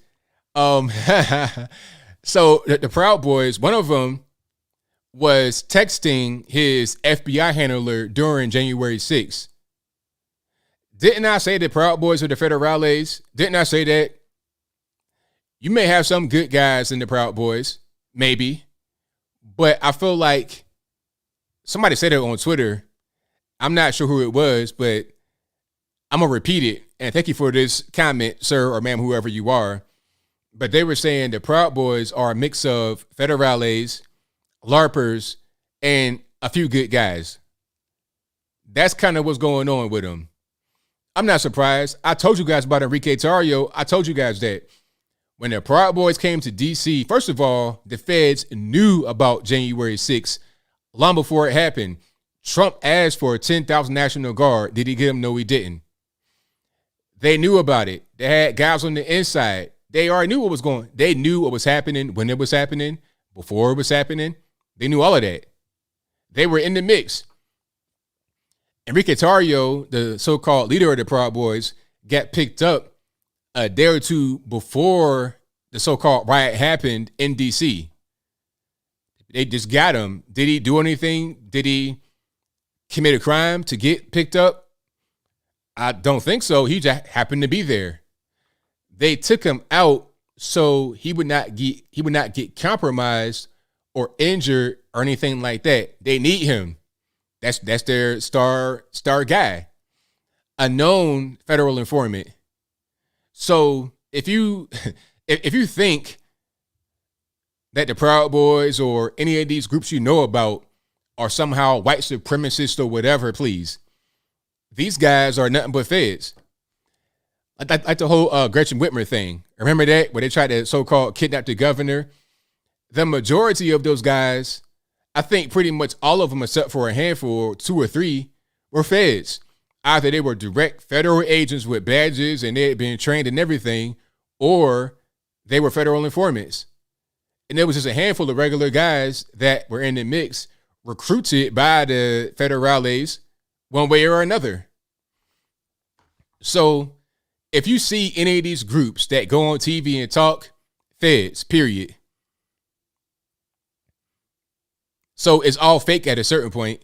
Also, Apple says Pelosi ordered FBI and Capitol Police to riot on J6. God bless J6 MAGA patriots unfairly jailed in D.C. Also, God bless Border Patrol cowboys, Border Patrol and ICE officers as well. Also, you see Australia, cops and army beating citizens. Sad. Yeah, I saw that. That was crazy. Like I was saying, I saw that one officer, or actually two officers, that pushed an old woman down and sprayed her. They both sprayed her with their mace. It's like, why? First of all, why is she on the ground? Second of all, why are two of y'all spraying her at the same time? What is the thought process behind this? Also, Tom's Wild and Wonderful Views, I can't read the rest, says, if Biden was a Republican, he would have been impeached on real evidence as it actually exists for him. Exactly. 1,000%. But because he's on the other side, again, that goes back to that power and the money. If you got the power, if you got the juice, you could do whatever you want, and it's no problem. But if you don't have that power, if you don't have that juice, then rules are different. That the game is different. Shout out to that young boy, like he might have been about 8 years old, who said that earlier in the stream. James Henley says, why wasn't there to talk about all the Mexicans there? What about all the other border crossing areas? Zero talk about all the other ports of entry anymore. Well, yeah, I mean, you got a hot story, you focus on that for a while, and then you move on. That's how they do. Apple says, now I know why the Second Amendment. Exactly. Favorite 80s movie, Karate Kid, Back to the Future, Ghostbusters. Well, I'm 37, so the 80s, I was still pretty young. I don't really know what came out in the 80s specifically. Like, I know some movies that were out when I was a kid, but I'm not really sure. Was E.T., did E.T. come out in the 80s? That was a good one back then. Of course, the OG movie I had, Ghostbusters. It was a few that came out back then, but I can't really remember what came out in the 80s specifically. Jerry J says, is it funny nobody talks about illegal Chinese immigration into the U.S.? Do Google Street View in Long Island. Oh, yeah. I mean, I've been saying that for a while about the Chinese illegal aliens. I was talking about how there's a sign out there in the desert at the border, and the sign has, it's like a help sign. So basically, if you're caught out there in the desert, you're trying to get to the U.S., Mexico, you're caught in the desert, you're struggling, you could push this red button. Now, on that button, it has instructions. Push the button, don't leave, basically. It has it written in English, of course, because you are getting close to America. It's also in Spanish because if you're coming from Mexico or Guatemala, Honduras, Nicaragua, etc., you can read it. But it's also in Mandarin Chinese. The Chinese are number 2 biggest illegal alien group aside from Mexicans. The number 2. They're coming over here at the southern border. They're coming over here on shipping containers like slaves. Like literally, they put them in a shipping container and float them over here. They'll do birth tourism. So they'll fly over here to the States, pregnant, have a baby, anchor baby. They do it in a variety of ways. And we don't even know what's going on. Lena Wynn. Who is Lena Wynn? Have you seen this person? I'll put him on the screen right quick. But why do I keep seeing her everywhere? Who is she for real? A doctor, a random doctor? Why is she getting so much airtime? I feel like it's a lot of invasion going on and we don't even know what's happening. Okay, her right here. Put it on the screen right quick. Matter of fact, hear this right quick and then just think about it for a minute. Is it propaganda? Is it meant to confuse us? What's happening? Did someone pay for her to be on these networks talking like this? And those who are vaccinated, we now know, based on the CDC, they are now able, but with the Delta variant, because they carry so much more virus, they could transmit it to their unvaccinated family members. And so I, for example, even though I'm fully vaccinated, my children are not because they're too young to be vaccinated. So I need to be now careful for my children because of all the unvaccinated people around us. And where's the sense in that? So because you're vaccinated and you have a higher viral load and your kids can't get vaccinated, you got to be careful, not because you have a higher viral load and you can pass more to your kids. People that are around them are not vaccinated. They have a lower viral load. So they got to be wary of them and not you. You see? Did it make any sense? But this is what I'm talking about. Stuff like this is like, what's going on here? Are we going to question this or no? Like, what's happening? Exactly. Who said that? Pork chop, CCP operative. That's what I'm thinking. And no racist. I'm just saying, like, who is that really? Why is she on TV all the time? All right. And then we got a few more here. Let me see. James says it was a subliminal removal of the people on the right side of politics, right side of facts, and the right side of the table. Thank you to Rachel for the donation. Thank you to Stavros Saratopoulos, who says ABL Kamala on The View was just to push the vaccine and to convince the sheep that watch them to get vaccinated. Of course, correct. It was a whole stunt. Thank you to Jerry J, who says, what is the core or fundamentals for any state? If you answer correctly, maybe you are not lost. I mean, I'm not playing these games. This ain't, which is a trivia show. Thank you to Michael for your emoji. Thank you to Cece, who says, we love you, man. Jerry J says, it's not about what is truth. It is about what you can prove in court. I agree with that part. Thank you to Lewis from Spain, who says, even if the 100% of New York were blacks that didn't want to get the vax mandates doesn't have to do anything with race. BLM better be quiet. Hey, my thing is, if BLM wants to cry about race, if they want to be race soldiers, then they got to do it all the time, not just when it benefits the left wing. And if they are only vocal when it benefits the left wing, when it benefits people's pockets, and you know it's not real. You know they're not even really real in their ridiculous point of view. You know it's all about money. So at a certain point, those that are watching need to say, hey, why are they being quiet right now? Why are they not saying anything in this moment when they should be speaking up? It's because they're not really being real. They're being phony. Lewis from Spain, I already read that one. Thank you to Carrie, who says, tell us about your red pill experience. Well, that's a long story. I did a video about that, but in a nutshell, my red pill experience was back, and I'll do within like a 2-minute, I'll give it a 2-minute Cliff Notes version. Back in, I say 2011, 2012, a lot of my friends and myself were just losing a bunch of money, going broke. A friend of mine had a business, 20 years, brick and mortar, went bankrupt. Another friend of mine, same thing, went bankrupt.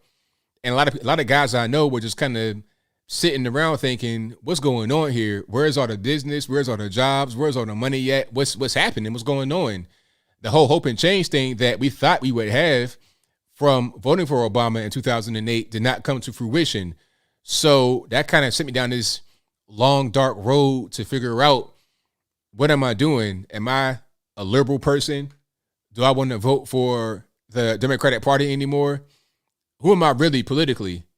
I started to dig deeper and deeper and deeper. I found Thomas Sowell. I found Walter Williams, Milton Friedman, economics, because that was my viewpoint at first, was the money part, because I was always in, doing things for myself business-wise. So when I figured out that a lot of the left-wing policies did not mesh with business, I started to dig deeper. How about social stuff? How about abortion? How about this? How about that? And then I found Rush Limbaugh, and I listened to him. Because at this point, I'm wide open. I'm like, okay, nobody can tell me not to go over here and talk and listen to him. I'm going to listen to Rush Limbaugh and see how I feel about him. And I didn't hear any racism. I didn't hear anything that I didn't agree with. Everything he said made sense to me. So after a while, I could not stomach MS-13 DNC anymore. It didn't make any sense to me. So from then on, I say right around 2012, I've been on the right politically, and I just matched how I already was to a certain extent socially, if that makes any sense. So that's a Cliff Notes version right there. But I got a whole video about my red pill experience or my red pill moment on this channel. I'll go in more detail. Thank you to Valerie, who says, nowadays people are so confused, don't know what to believe. Exactly. Lee Misha says, why doesn't China have the same shot as us? And why does Pfizer have known CCP spies? Well, very good question. Hey, I think it's all about some money at the end of the day. It's all about that dollar bill. That's why they don't want to have a lot of these therapeutics that are proven to work. They don't want to have those. They want to have what they think is the best thing to do because that makes them money. It's simple. Whenever something works, it's drugs that have been out there for many years. They want to ban those drugs all of a sudden because it cuts to the bottom line. Don't take that for $1 for 5 pills. Take this for $200 on your insurance for one shot. That's, in my humble opinion, where they're coming from. It's about money at the end of the day. You can make billions upon billions of dollars, raise your stock price, increase money for your shareholders and whatnot. You could do that or not do that. Choice is yours. What you want to do? All right. Thank you for being here. Definitely, I appreciate you guys. If you enjoy what you're hearing so far, go ahead and give the video a thumbs up. Also, like the video, share the video, and all that good stuff. We're going to get to the calls now. The number to call is 434-658-1220. Again, 434-658-1220. And yeah, RIP to my main man, Rush Limbaugh. He helped me to get right on track in my red pill experience. Definitely. He was the guy that really set me on the right path to understand how to just understand information, how to receive it, and how not to be just, he broke it down in a way that was very easy for me to understand. That's why I enjoy doing what I do too. Part of it for sure. Definitely inspired by Rush. All right. Let's go ahead and get to it. Hopefully Skype wants to act right tonight. If it doesn't, it's not my fault. Blame the white man. Y'all know how I do. And let's go ahead and get into it. Are we going to act right tonight or not? Let's see. I'm just waiting on it to do right. Oh, and the number to call, of course, 434-658-1220. 952, you know, line, who am I speaking to? Hey, you're speaking to Alex, ABL. It's the second time I've called in. So I'm just calling to say it's getting pretty crazy out here. I'm probably getting an honorable discharge, but I'm going to have to fight for it.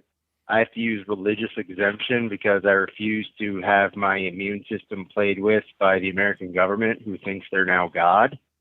And they are bullying every single one of us that doesn't want to get it.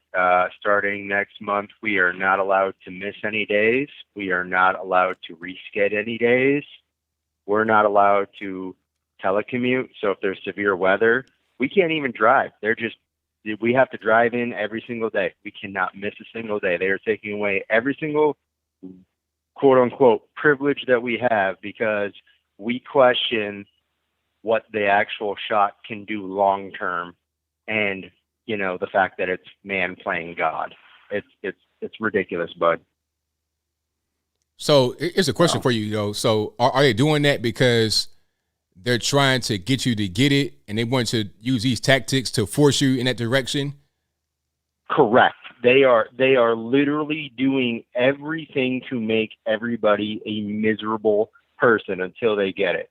I sat in a room with a 2-star admiral giving a speech for about an hour, and 15 times he said, "Oh, you have a choice, but you should get the shot. If you want to serve, it's a really noble thing, but you need to get the shot.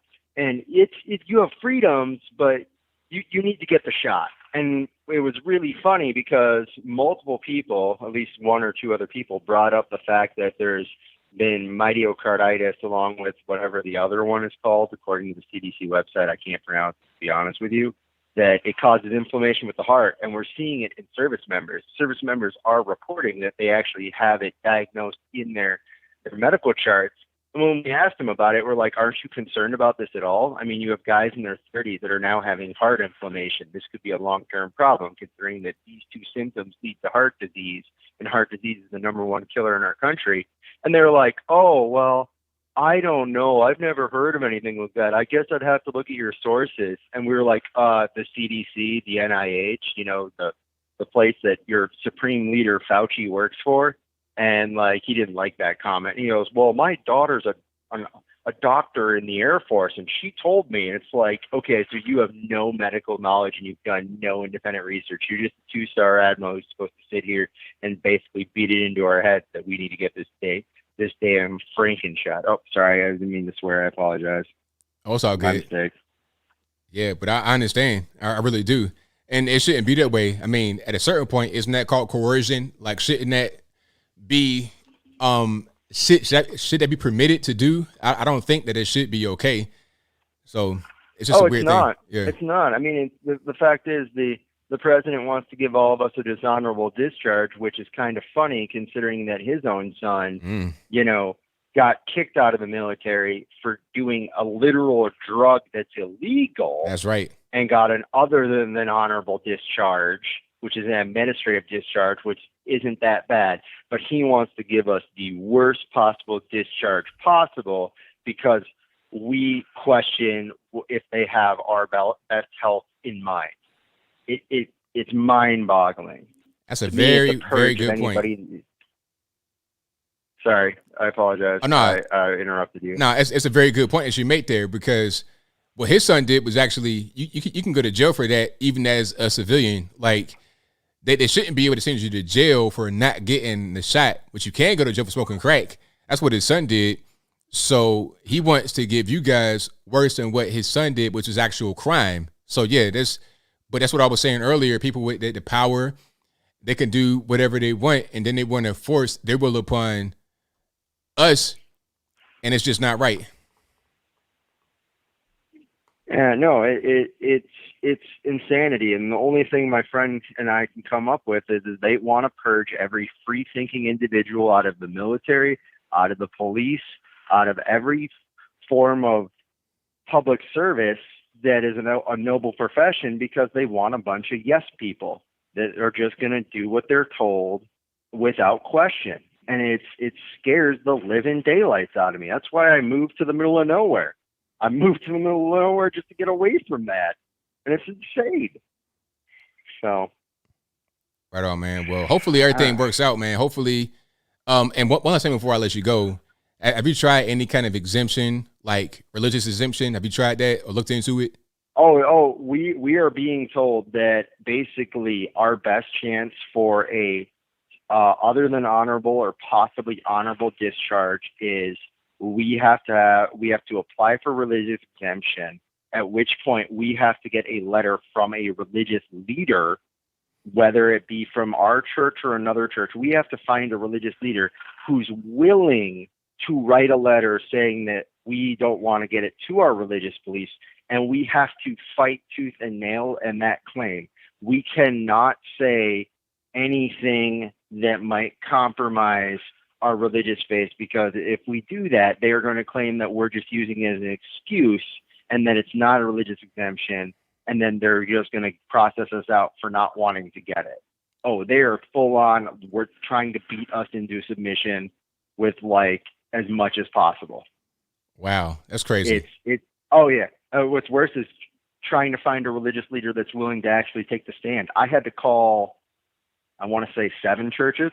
Wow. 7 different churches to find one who was willing to actually, after a discussion, to go to bat for me, to write a letter for me. Everybody else doesn't want to be a part of it because they're all too afraid of the political atmosphere. They're afraid of what's going to happen if they write a letter. It's cowardice. I don't know what happened to our country. I don't know why cowards run it right now. I don't get it. I don't understand, sir. It blows my mind. Yeah, it's crazy, man. Well, I thank you for your call. Definitely. Hopefully everything works out. Hopefully we get beyond this, because this is really crazy. But thank you for your call. Yep, no problem. Take care, ABL. All right, now. Yep.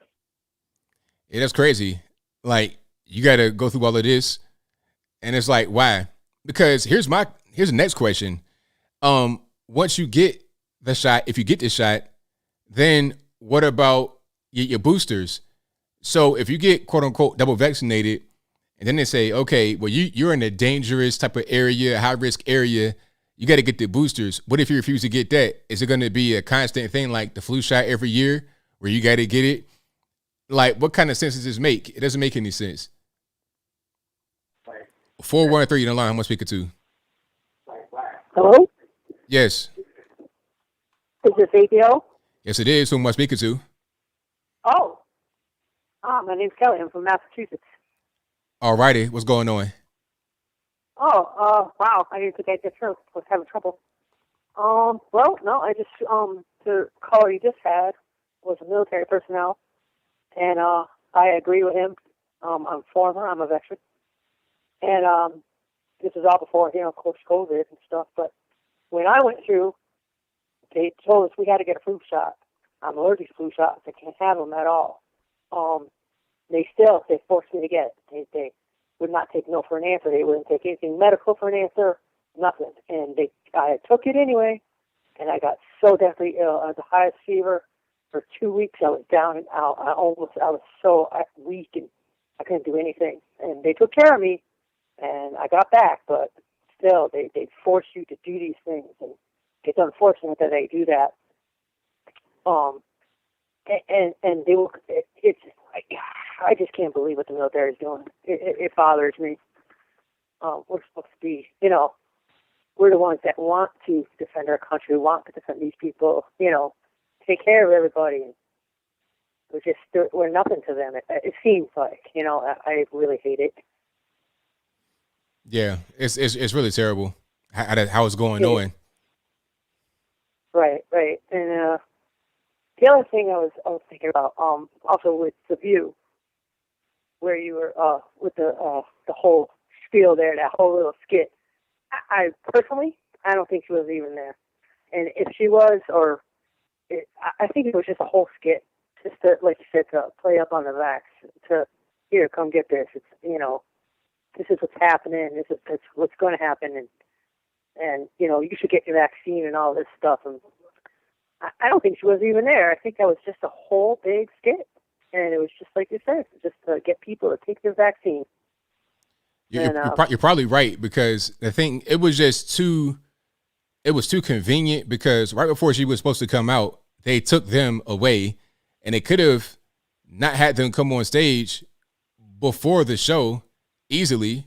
It didn't have to happen during the show. It was just too convenient, too well placed, and then the camera happened to be set up back there, and they still did an interview with her anyway. She could have done that from anywhere. So yeah, I think you're right. She probably was not actually in the building. Yeah, no, that's true, and you're right. The testing, and they all had their vaccines. That's the other thing. What is this push? If you all have been vaccinated, who cares if you go near each other? And they're all going to test positive for COVID because they got the vaccine. That's the thing about the vaccine, is that you have a viral load. And as a matter of fact, those that did get the vaccine, they're actually shed the vaccine for 30 days, way longer than any other flu. Flu is usually 10 days that you shed after you get better. With the vaccine, you're shedding 30 days or even more. And they're the ones that are contagious, not the unvaccinated. And they're the ones that are causing the unvaccinated to get COVID. So, and matter of fact, I almost want to say, knowing some science a little bit, that they're the ones who caused the Delta variant, because once they got the vaccine, even if they had COVID or not COVID or whatever, more than likely they had COVID before, that it caused a mutation in COVID, and that therefore they were shedding the Delta variant themselves. I believe it. Go ahead, sorry. I believe it. I definitely do. It makes sense, because that's when that so-called variant that started right around the time when they were really pushing the vaccine heavy. So I believe it. It makes sense. Yes, exactly. That's I noticed that too. Is right around everybody started getting vaccines. That's when the Delta variant came out. And again, like I said, those that are getting vaccines, they're the ones that are giving everybody else the COVID now. So this is just, I don't know what to do. I told my son, I was like, you get that vaccine? Please tell me, because one of my kids wants to, the other few don't. But I told him, you tell me so I don't come around you, because I'm unvaccinated. I can't have it.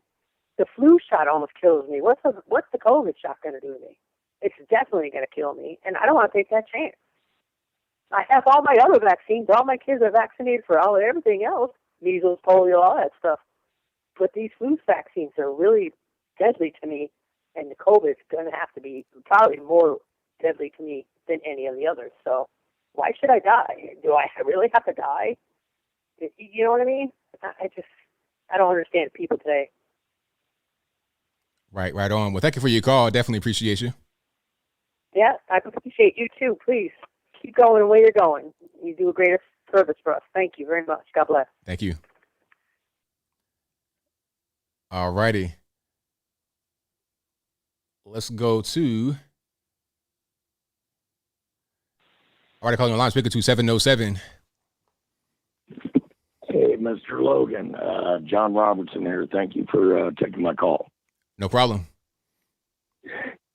Yeah, I've been on your show a couple of times. I just real quick like to speak on two things.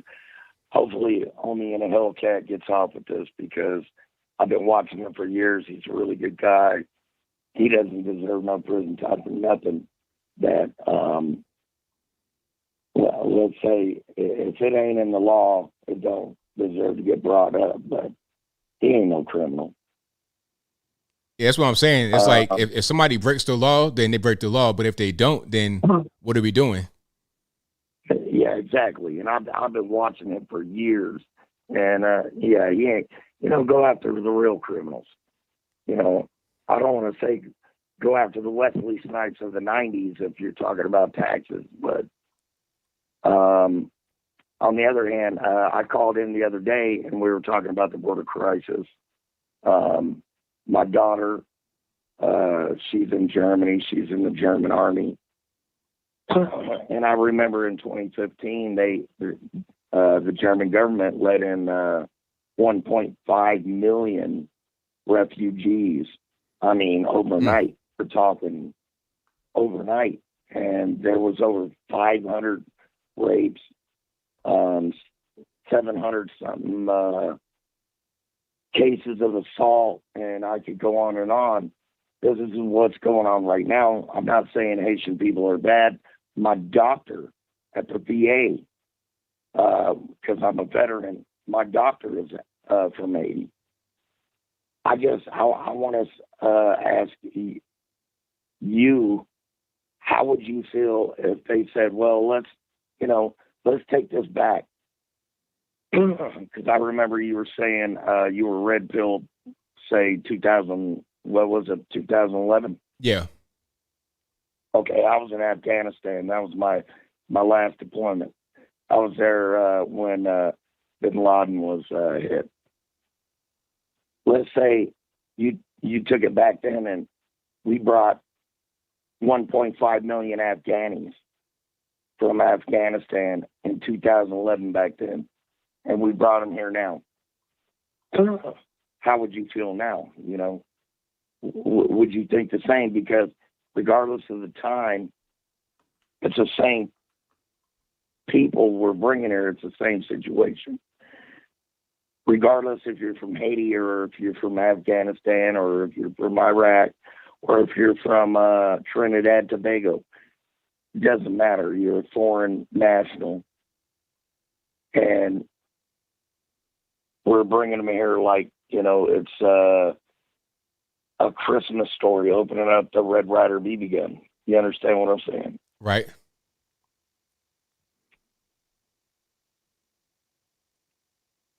So my only thing is, how are we supposed to deal with this situation?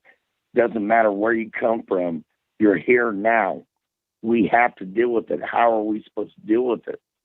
And we, the American citizens, it's not the government. It's not anybody above us. It's us. We have to deal with this.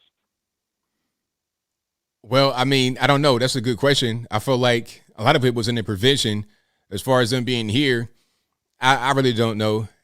That's a really good question, but I don't think that we should be talking about amnesty or anything like that. It shouldn't be any kind of citizenships that is granted, because now what's going to happen is once that happens, you're just going to get a big electorate for the left, and they're going to try to install communism. So we don't need to do that.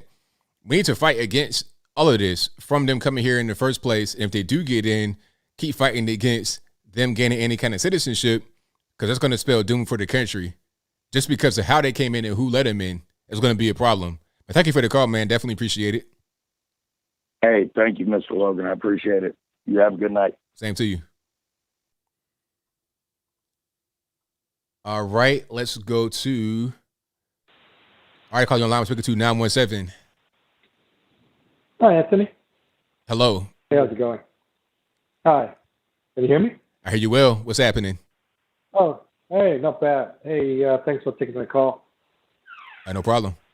Hey, yeah, I was just thinking. I've never seen any administration treat their own people so poorly. This Biden regime has left Americans in Afghanistan while we brought back 70,000 Afghans that have not been vetted. And in the meantime, we're bringing in all these illegals from the South. And many of them are, military age young men. They're here for economic opportunity. They're economic opportunists, not necessarily asylum seekers. And I just can't understand why people still support a regime that treats their own people so poorly. I mean, if you look at the rest of the world, which country or which government would say that they wouldn't put their own people first? Like, why is that embarrassing? Why did we get shamed when we say, as the leader of this country, as the government, I'm going to put Americans first? Why is that something that doesn't receive more support from Americans? I don't know why anyone would support a regime that treats their own people so poorly. And you got the Border Patrol agent on horseback who was only doing his job, and he gets demonized by Biden because a photographer somehow captured his reign that looked like a whip, which wasn't a whip. And it's just wrong. And I don't understand why people don't still support this regime. Like, why would you support this abusive government that don't treat their own people right?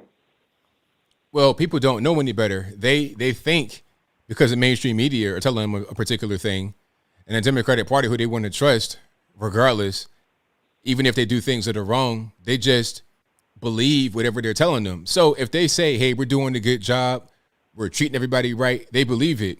Their eyes are telling them something else, but they don't believe their eyes. They believe whatever they're being told by those who they trust. And that's the problem. People just are kind of closed-minded and, quite frankly, kind of ignorant. So they don't even understand what's going on. It's really a shame. But I hope more people are able to get educated and get beyond this train of thought where they're not really paying attention to what's happening. They're just being led by these people that have not their best interests at heart. That's right. And, my fear is I have kids and they're going to have kids. I'm really worried about all the fentanyl and the drugs coming in through the open border. These Chinese manufactured synthetic fentanyl that they're using to spike opioids and other drugs that are causing havoc in our nation and really damaging. And I'm just really worried about how much damage is going to be done until his term is up, and what is the effect on our kids. My kids, I'm worried every day, sick, that they're going to be somehow hurt by the drugs coming in, and maybe their friends will get addicted, or they will get addicted, and they would be hurt under the violence from the drugs that are coming to our country. And I just wish that more people would speak up against it, because by the time we realize that we wake up, it may be too late. Yeah, that's definitely a good point. Well, thanks, Anthony. I appreciate the time. Thank you for the call. Definitely appreciate you. Have a good night. Very good call. Very, very good call. 559, you're on the line. Who am I speaking to? Hello. Hello? Hello? Yes, can you hear me? Yes, I can now. All righty, who am I speaking to? My name is Richard, out here in California. All righty, what's going on? Oh, just I don't want to take up too much of your time. Thank you for the call. The gentleman in the military that was having a problem now with the vaccine and everything else. If I'm not mistaken, when George Bush was pushing off with the stem cell research, isn't there a clause or law in place that anything that has stem cell into it, we are allowed to deny without being a refusal? It's something that we don't have to accept into our person.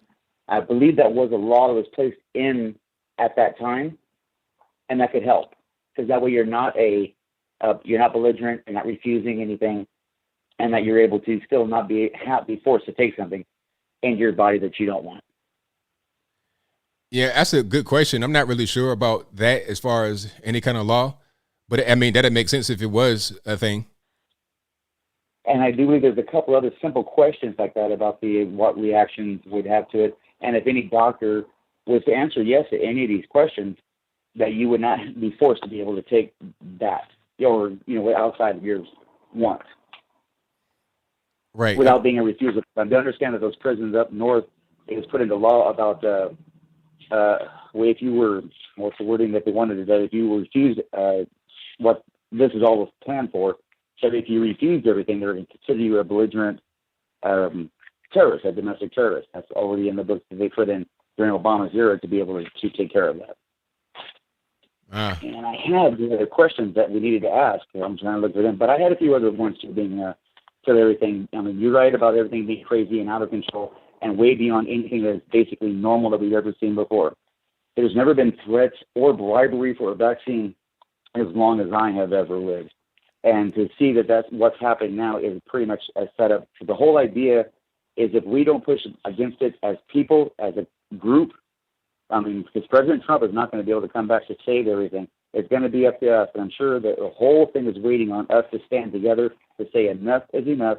We can see what doesn't make any sense in our world at all, no way, shape, or form, and that we are not going to have our government, who supposedly works for us, continue to shove these kind of things down our throat or threat of prison or death, for that matter.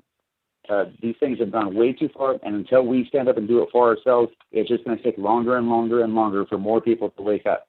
So we've got to collectively speak to each other, gather together as a group, and make sure these things happen. It would be awesome if we were built as a country like Italy, where all of us could walk to the center of town and had one heck of a parade. But we are not. We're spread way far apart. Our infrastructure isn't that way.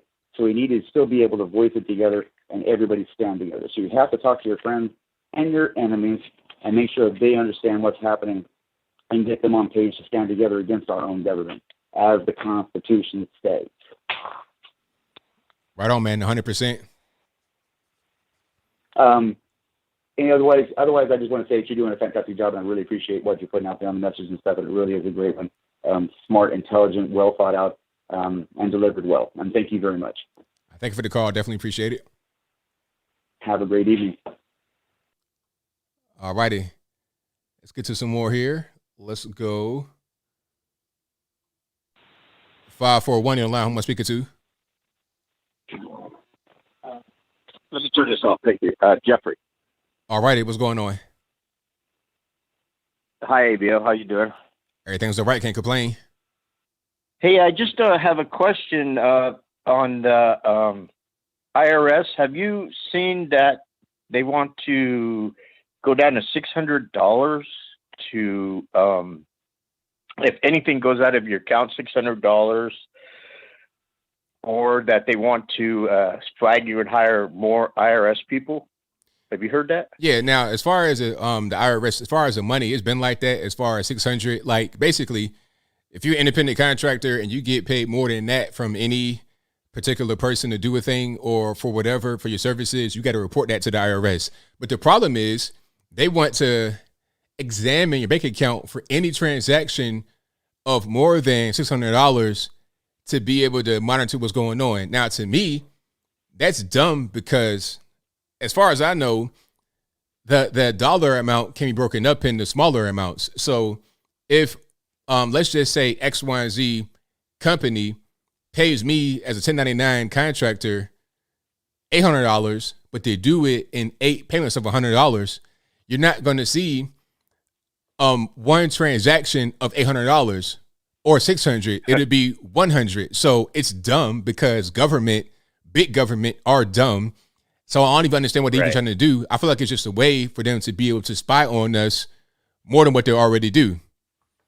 Right, correct. Yeah, because I understand, as you're saying, as an independent contractor. What my question also is, okay, so my rent is $649, let's say. Does that count every month, or is it once a year? I don't understand. Have you heard anything about that? Because I talked to a friend today, and he goes, it's just at one time a year, but I don't understand. I don't think that's so. You know what? They probably would see your rent payment and look at that and be like, oh, I wonder if that's a business transaction. They probably would do it because they didn't really specify how they would examine these transactions. It's just dumb. It makes no sense for them to even do that. Okay, great. That makes more sense to me. It's just, it's dumb. I agree. One more thing is, I just off the subject, but thank you very much for the election coverage. I watched you way back for the last election. You did such a wonderful job. It was very enjoyable. First one I ever enjoyed. Thank you very much for what you do. Thank you for watching. Couldn't done it without y'all. I'm glad you enjoyed it. Okay, you have a good night and enjoy your calls. Thank you. Thank you. Okay. All right. So hold on. Let me see if I can find that particular thing about the IRS. I may even do a video about that or just something about that. I may write an article about that. Let me see if I can find it right quick. And then we get to some more calls. The number to call is 434-658-1220. All right. So in this article right here on postgazette.com, I'm reading, and I guess they're asking someone about this. And it said she, referring to the person they're talking to, she said it's still unclear if the proposal calls for all individual transactions over 600 be reported to the IRS, or if it means the total inflows and outflows for the year exceeding 600. Exactly. Exactly. Right. Because you could be spending that kind of money to one particular place. Then the person you spending the money to needs to report. And if you get that kind of money from a particular place, then you got to report. But it can be broken up in a bunch of different transactions. 25 here, 30 here, 20 there, 20 there. And then it add up to like 675. You got to report that to the IRS. So what's the point of having one transaction of 600 or more reported? It's dumb. That's why the government, federal government, are just silly, wasting money and time. 850, you're on the line. Who am I speaking to? Lisa George. All righty. What's going on? Well, we were just wondering with the whole vaccine, and we're watching your show. I just think maybe, this whole country, we need to, it's too much going on. You know what I mean? Like there's too much culture, diverse culture. And I think that's what's splitting and dividing our country. And there's too much propaganda going on. And I just really feel that even with our neighbors in our small community, that it's too much of the vaccine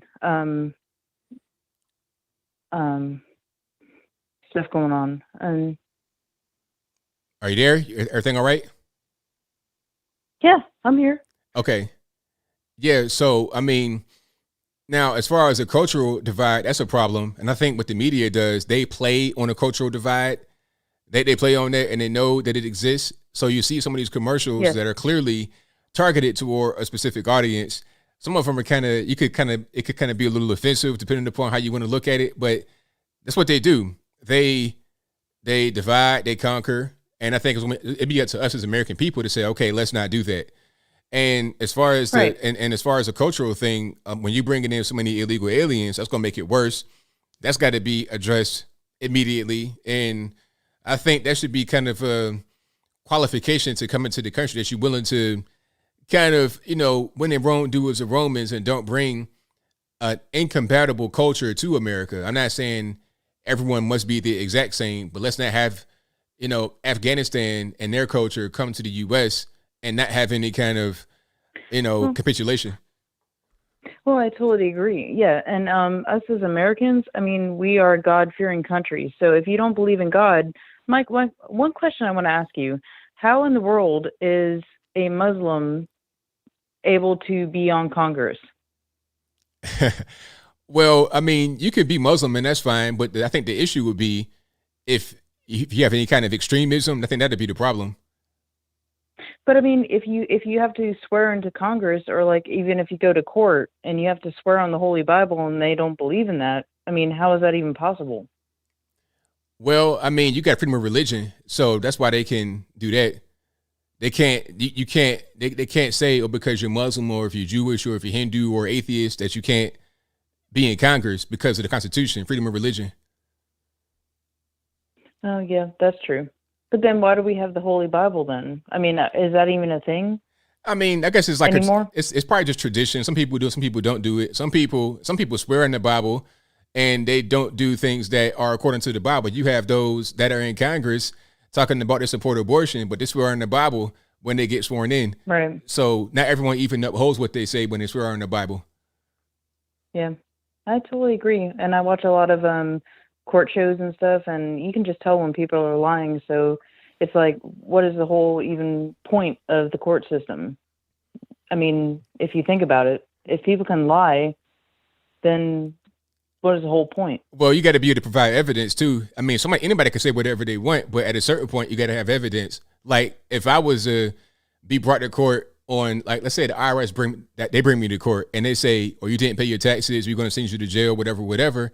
And I have actual evidence that shows what I did, and I say that I did it, and I can corroborate my statements, then I can prove my innocence, and they got to be able to prove my guilt. So I think that's the main thing. They should be about being able to present evidence. It shouldn't be much about hearsay and things of that nature. Yeah. All righty. Well. All right. Well, thank you for the call. I appreciate you. Yeah. Well, I'm glad you actually talked to me. That's awesome. It's all good. It's all good. Okay. Well, have a good night. All right. Thank you. Appreciate it. All right. Yep. Good night. All right. Shout out to the caller. Yeah. Freedom of religion is a beautiful thing. I may not necessarily like to see somebody in the beekeeper outfit with the little mailbox lock right there, but if you want to wear that, knock yourself out. And as long as you're not in a situation where you can't conceal your identity, but beyond that, that's your right to have the religion. Now, if you are an extremist in any kind of faith, religion, ideology, whatever, that's the problem. You have these so-called Christians that do the most unchristian things. You have these Muslims that do really ridiculous things, the same as the people that claim to be Christian who are actually not. I think we need to focus more on people that just have the right point of view. If it's a Muslim person that's on my side, everything I'm with, they with, then we can rock. But if not, then I look at them the same way as a so-called Christian person who is not on my side with my particular viewpoints and ideology. If that makes any sense. So yeah, let's keep on rocking here. 614, you're online. Who am I speaking to? Holla! Yay, I'm so excited. Hi, JBL. This is Lola. All righty. What's going on? I just started listening probably like 2 months ago. Anyways, I did not get to listen earlier tonight, so I don't know what you guys discussed. I just wanted to say something as I was reading today about the Haitian migrants and whatnot. I was like, okay, so there's, what it was is I saw a article, and it was old, 3 weeks old, I didn't know. Airbnb is going to open up, they're going to pay for all these people who have Airbnbs, they're going to pay for them to bring in the Afghan refugees. And I didn't pay attention to all that stuff going on at that time because I had other things going on. And to be honest, in ignorance, I was kind of confused, why? I didn't know what was going on. And all I knew was that we brought a bunch of Afghans over during the 9/11 week. And I was so confused, what is that doing? But then I thought it was because of what we did, like all of a sudden pulling out and whatnot and making it hell for them. And I guess they work for us and whatnot. So like, all right, we're bringing them over. But with the Haitian people, and they were told, you know, the borders are open, come on over. And anyways, as I read that they were transporting them to different control processing centers and then some just being released and to different immigration or migrant agencies.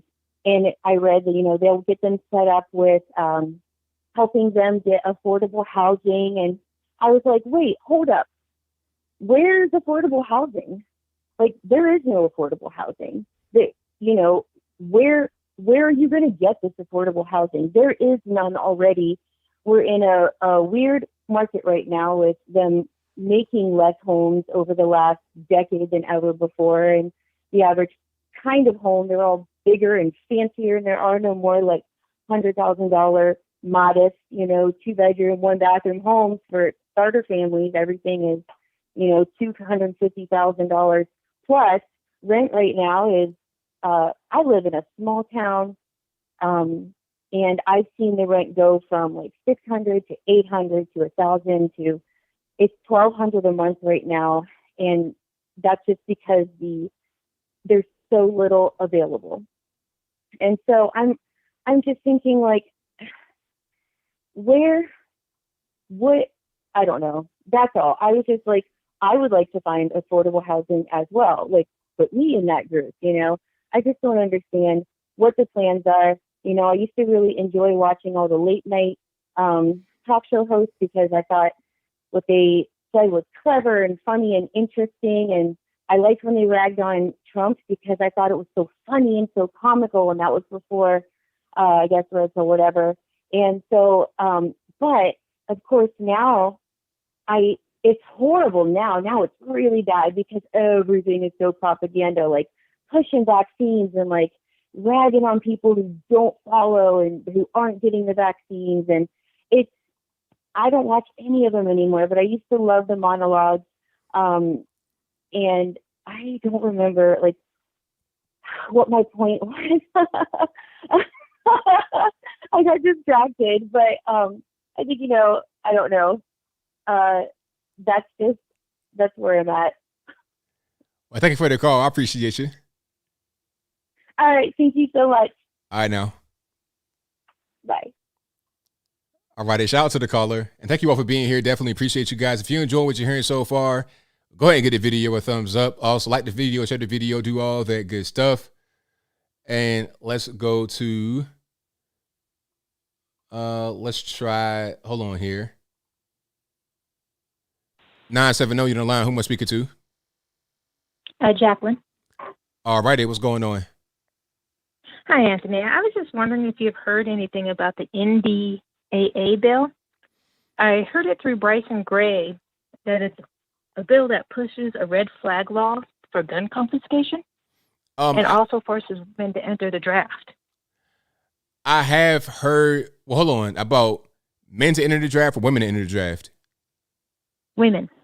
Oh, well, I have heard about red flag laws, but I'm not really sure exactly what's going on, if there's any movement in the bill or what. So I'm not really familiar with that 100%, but I have heard about it in theory.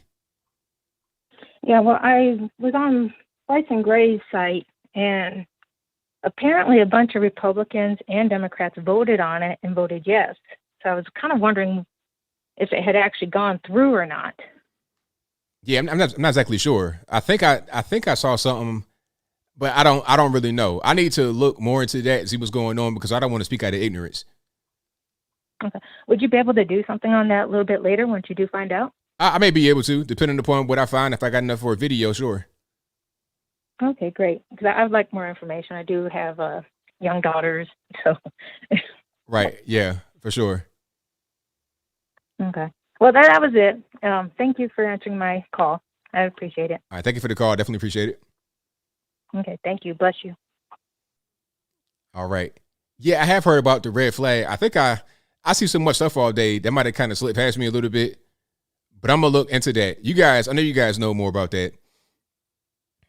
But, I think this whole thing about women getting drafted, it just kind of goes to this whole thing about equality, right? And it's like, do we want to be that equal or what? What's really going on? 612, you're on the line. Who am I speaking to? Hey, how you doing, Anthony? Hold on, let me pause. Yes.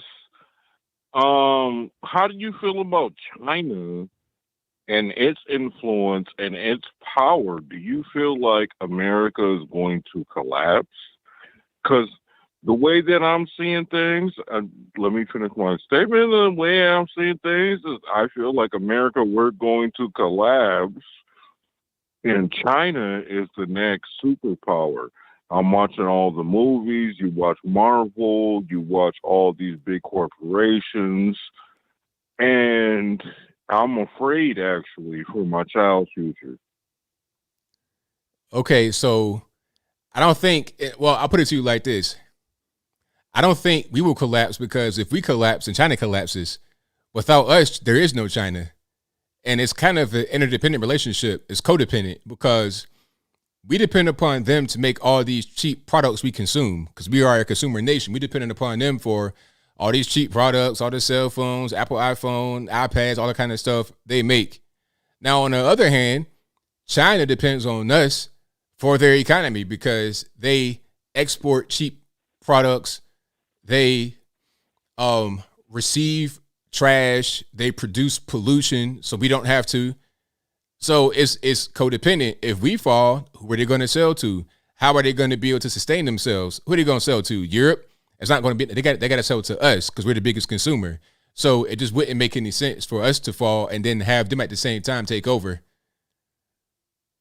But my dynamic is like, okay, where do you see America? And like, okay, let me rephrase my question. How do you see America in 15 years if we have this foreign nation, foreign body producing our products? Like, are we going to still be a power player, or are we going to just be like a consumption player? Because the world itself consumes. Everybody in the world consumes. But we are the biggest consumer by far, not close. Huh? But we are the biggest consumer by far, and it's not close. Yeah, we're the biggest consumer as of currently, but we have like administrations and individuals who want to weaken our consumption power. Like, the dollar is going down. I mean, let's say that the dollar is going down. It's going down majorly, especially since the Democrats came in here. I mean, I'm not going to lie, but since we've had this Democratic administration where they're allowing all these other individuals to flood our country, and gasoline is going up, and food is going up, and everything is going up, like, our consumer index is actually going down. I feel like we're failing as a nation. All right, we'll check it out, though. We'll check it out. Wait. Now, we're having times where things are not going the way they should be, but we've been here before, and we were able to bounce back. Great Depression, wars, all types of stuff have happened. Economic downturns, even without war, to be able to bounce back from. So we've had ups and downs, as with any nation on planet Earth. That doesn't mean because you have in a moment where things aren't going in an ideal way, it doesn't mean that, number one, we are somehow not the best nation on Earth still, because people still want to come to this nation. If you ask anybody on planet Earth, if you can go to one country aside from your own, 99.9% of everybody would say America. Everybody wants to come here. People risking their life and their limb to be able to get here. So it must not be that bad. And I don't think we're just going to fall from grace in 15 years. Are things going to change? Of course, things always change. But I don't really foresee China taking over, where China is completely dependent upon us for the economic prosperity. It's so, the way the world is so interconnected. If we fall, then everybody falls. So everyone has a vested interest in us not falling. That's just how I look at it. Well, I kind of in a way agree with you, but I also am scared because I feel like our nation is falling. Because I feel like it may become to a point where we have civil conflict amongst our own nation here. Because we have these ideologies of individuals who are different than you and whatever, and you got to be paranoid about who you talk to and all this other crap that is influencing our country. I mean, they're trying to teach Marxism in colleges. They're trying to teach communism as if it's a normal thing. Like what are we, a socially or socialist, democratic, whatever BS? No, we are a republic. We are one of the only republics on the planet. And I don't know, man. I'm just scared for my son's future because I hope we have the food and the resources, especially also we're having droughts. Well, ain't no point in being scared because your fear not going to be able to change anything. I think we just need to do whatever we can to make sure that we don't go in the wrong direction and to make sure that in the future we are still a strong nation. And that takes all of us as individuals, as groups, or whatever to make sure that happens. That's how I look at it. Ain't no point in being scared about it. Well, ABL, I want you to go run. Go run for Congress. I want you to go run. I want you to go run. I would vote for you. You're a beautiful person, man. I appreciate what you're doing with your platform. And I might call back later, but this is Lamar. All right. So, but man, I love what you're doing out here. You're trying to inform people. People are trying to become more informed. It's amazing.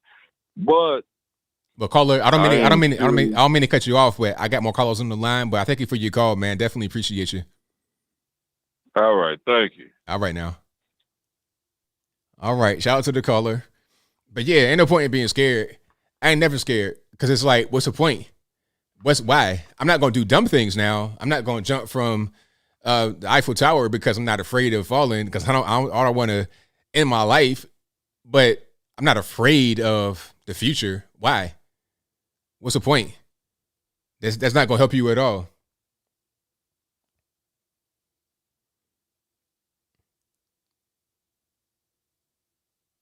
All right, caller, who am I speaking to? Hi, good evening, ABL. My name is Ivan. All righty, what's going on? Thanks for taking my call. Just calling to build upon the last caller that you were speaking to. Have you been watching any of Glenn Beck's videos? No, I haven't. Well, Glenn Beck has been releasing some videos recently about a controlled destruction of the United States. They're trying to get rid of our energy independence, trying to destroy the U.S. dollar as the world reserve currency. And he's basically, telling people how to prepare for a possible United States of Venezuela. Like we might see like large famine, like shortages, huge power outages because they might like have less fuel available. And I want you to know what you think about that. I mean, I guess that could happen, but I'm not really. I think anyone should be prepared for things like natural disasters, things of that nature. I got some stuff prepared for that, but I'm not necessarily like type of guy to have a bunker. But if you have a bunker, okay, that's cool. But I don't think looking forward to a future where we become Venezuela makes a lot of sense, nor do I think it's really worth the time, because if we do become that, ain't no preparing going to prevent like the life you live. You can have a bunker and everything else, but at a certain point, you got to leave the bunker. At a certain point, you can't have that much food to last you forever. So I'm not really worried about it. I just think that everybody needs to prevent that from happening. And we see some things that are going on right now with teaching communism and CRT, things of that nature. You're going to get people that come from that become leaders, that get into office, and then they do things to create communism in the country. And I think that'd be what drives us more to that direction. So we can stop it. We can nip it in the bud on our own, but ain't no point in being concerned about that and trying to prepare for it. Okay, and next, one more thing. Also, in addition to that, do you think that if that does happen, is that like a planned destruction of the U.S. so they can implement the Great Reset? If you ever heard of that? I mean, I guess that could happen, but I still say that as the U.S. goes, so does the whole world. So if the U.S. collapses, I don't really see how the world will be able to benefit from that. So maybe there's a plan from some elite people to try and, pull off the Great Reset. But maybe it's not. It's hard to really tell, honestly. Okay.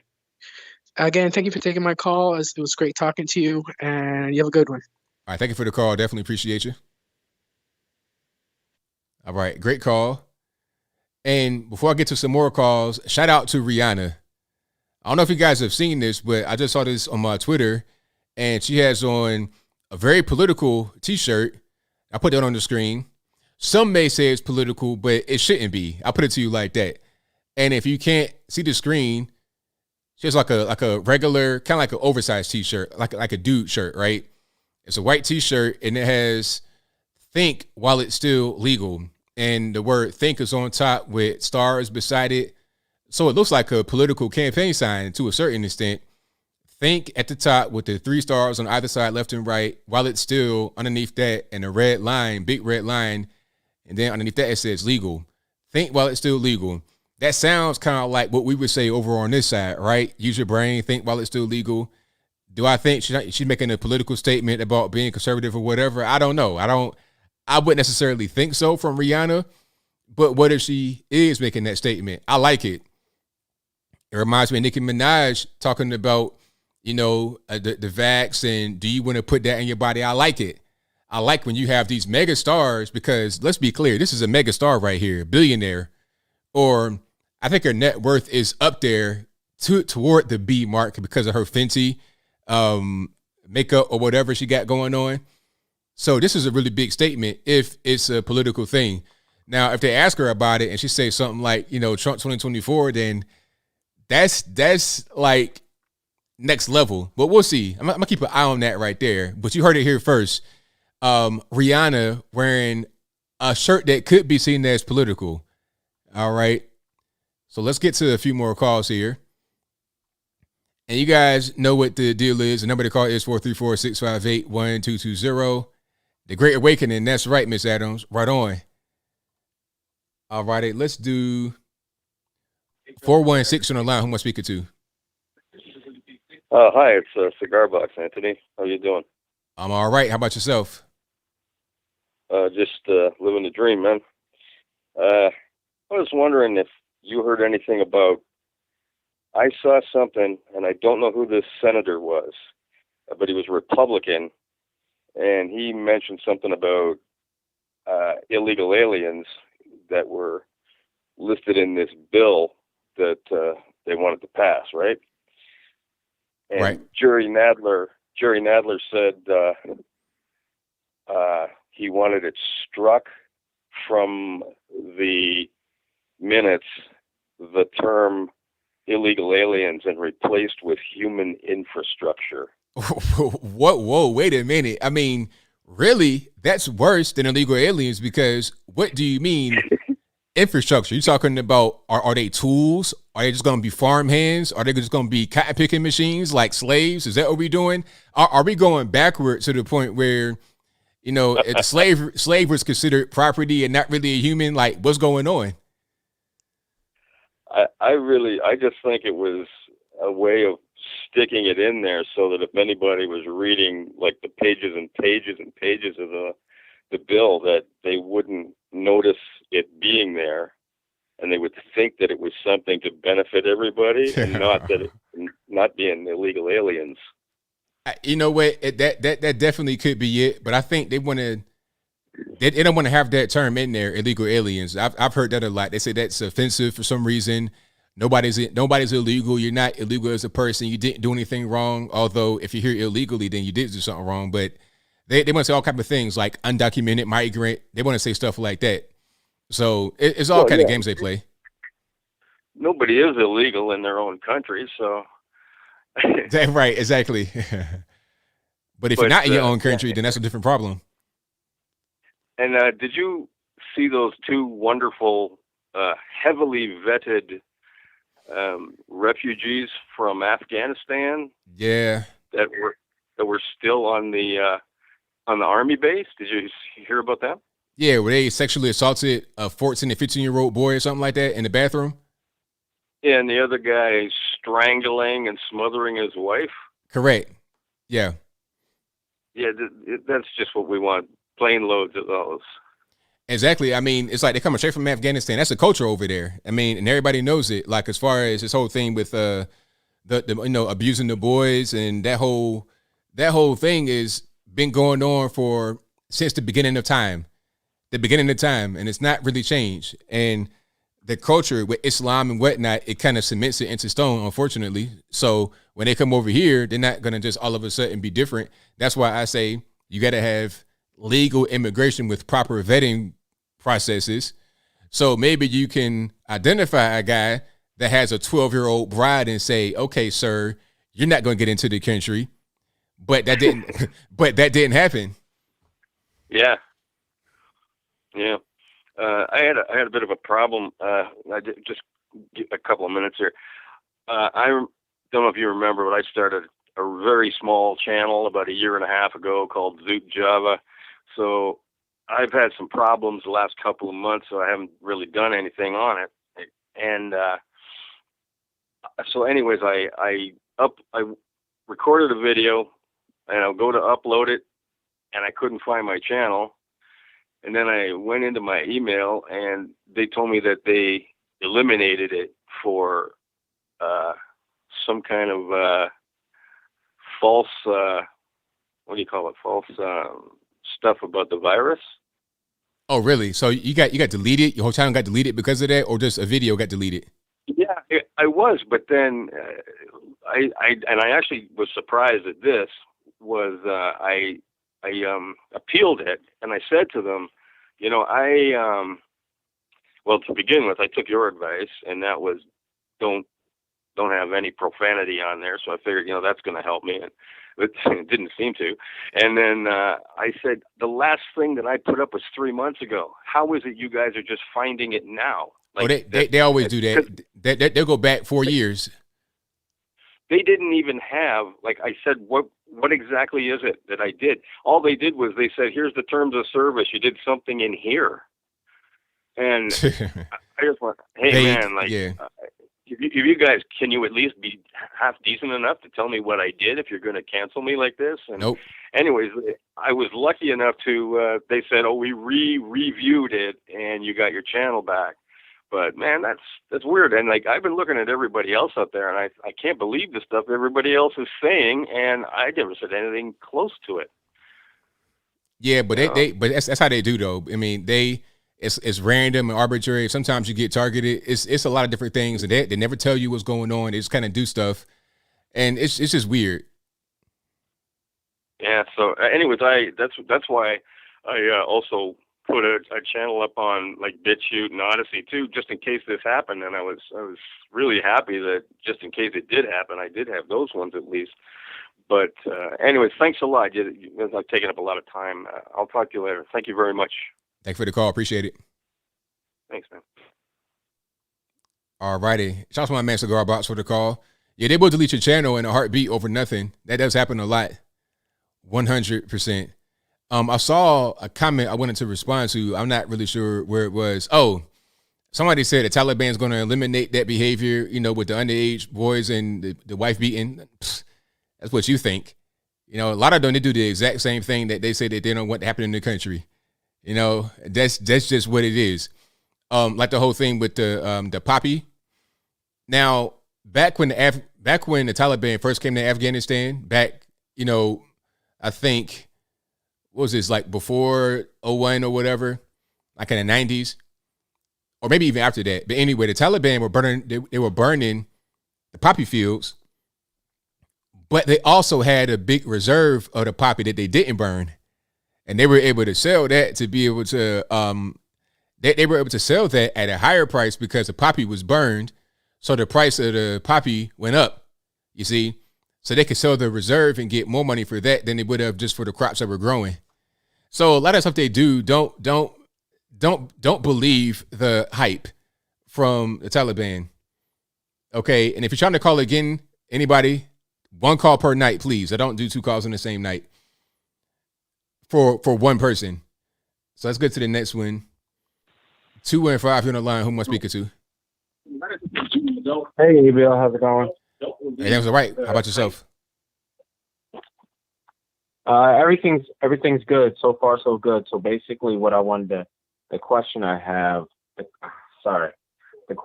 on one of your videos I saw where the 2 women were harassing the 2 guys inside the library inside the college, telling them this is a colored only area, even though white is a color. I think they need to go back to grade school, to be honest, because that's something that I saw your video. It was pretty graphic. I couldn't watch all of it because honestly it was pretty disturbing, and the fact that they had Police Lives Matter shirts on.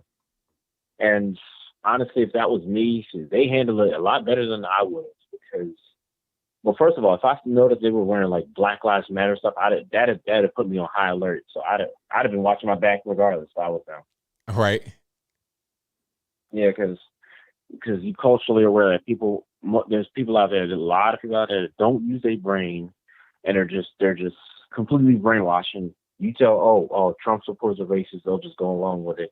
God forbid they're willing to attack somebody and go to jail and not think twice, and then actually go to jail. And a lot of them wind up regretting it anyway. But one thing, go ahead. No, I'm listening. Go ahead. But the one thing I saw on your channel when I watched your video about that ridiculous stunt you said that was on The View, where they said 2 of their cast members had COVID, and you said that they were it was just basically it was a little stunt, like an advertisement of get the vaccine. Pretty much, yeah, because it's like, all right, it took a test for the virus before they had the show because Kamala Harris was coming on. So my thought process is, all right, take the test before the show starts. So if you have the virus, you don't go on. So, but when they came, like, the timing was ridiculous. They came and got him right before they were going to announce Kamala Harris came out, like a second before. So it was like that wasn't planned, that wasn't orchestrated really from the producers. I mean, come on, it was so obvious. And the thing is, she didn't even leave backstage. Speaking about Kamala Harris, so they could have just stayed out there. What was the point in taking them and having them go backstage if they got the virus when Kamala Harris is backstage and they put a camera back there and did a remote interview with her? It was so dumb. It was obviously to promote the vax, but to the average normie, they may not see it that way. They'll get advertised to and not even know it. Yeah. And another story I wanted to touch on that you covered about the guy with the YouTube channel. I forgot, what was his name? Something Hellcat? Omi and the Hellcat. Oh yeah, Omi and the Hellcat, right? Now most of the people are calling him that come from certain communities. Most people are calling him a rat, a bit of a snitch, just the fact that he tried to rat on everybody else. That he basically, he's getting busted, and like he's getting busted for like tax fraud and all that other kind of stuff. But it's insane how much money you can make off of YouTube. I heard he was selling some other stuff, not saying selling drugs, like trying to sell his own cable, trying to like start his own cable company. Did you hear anything about that? Okay, so here's the story. Now, first of all, he didn't tell on anybody because, I mean, who did he tell on? Like he was talking to the news and saying some of his colleagues. Basically, Go ahead. Oh, my bad. Now go ahead. So basically, what I thought, because I had watched somebody else's reaction video to it, and they said, so basically, he's snitching on somebody else. I didn't really hear any snitching. He didn't bring up any names. But he probably said I have friends that do that kind of stuff. Oh no, I mean that's not snitching. It's like, okay, check it out.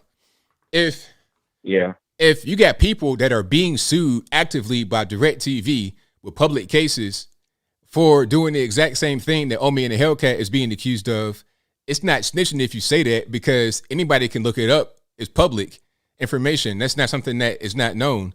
You can't snitch on something that everybody knows. It's just like if I get on TV and play basketball for 8 hours and then somebody says, hey, I saw ABL playing basketball, and you, like, can I say that that's a snitch? No, I was on TV doing it. So it's not secret.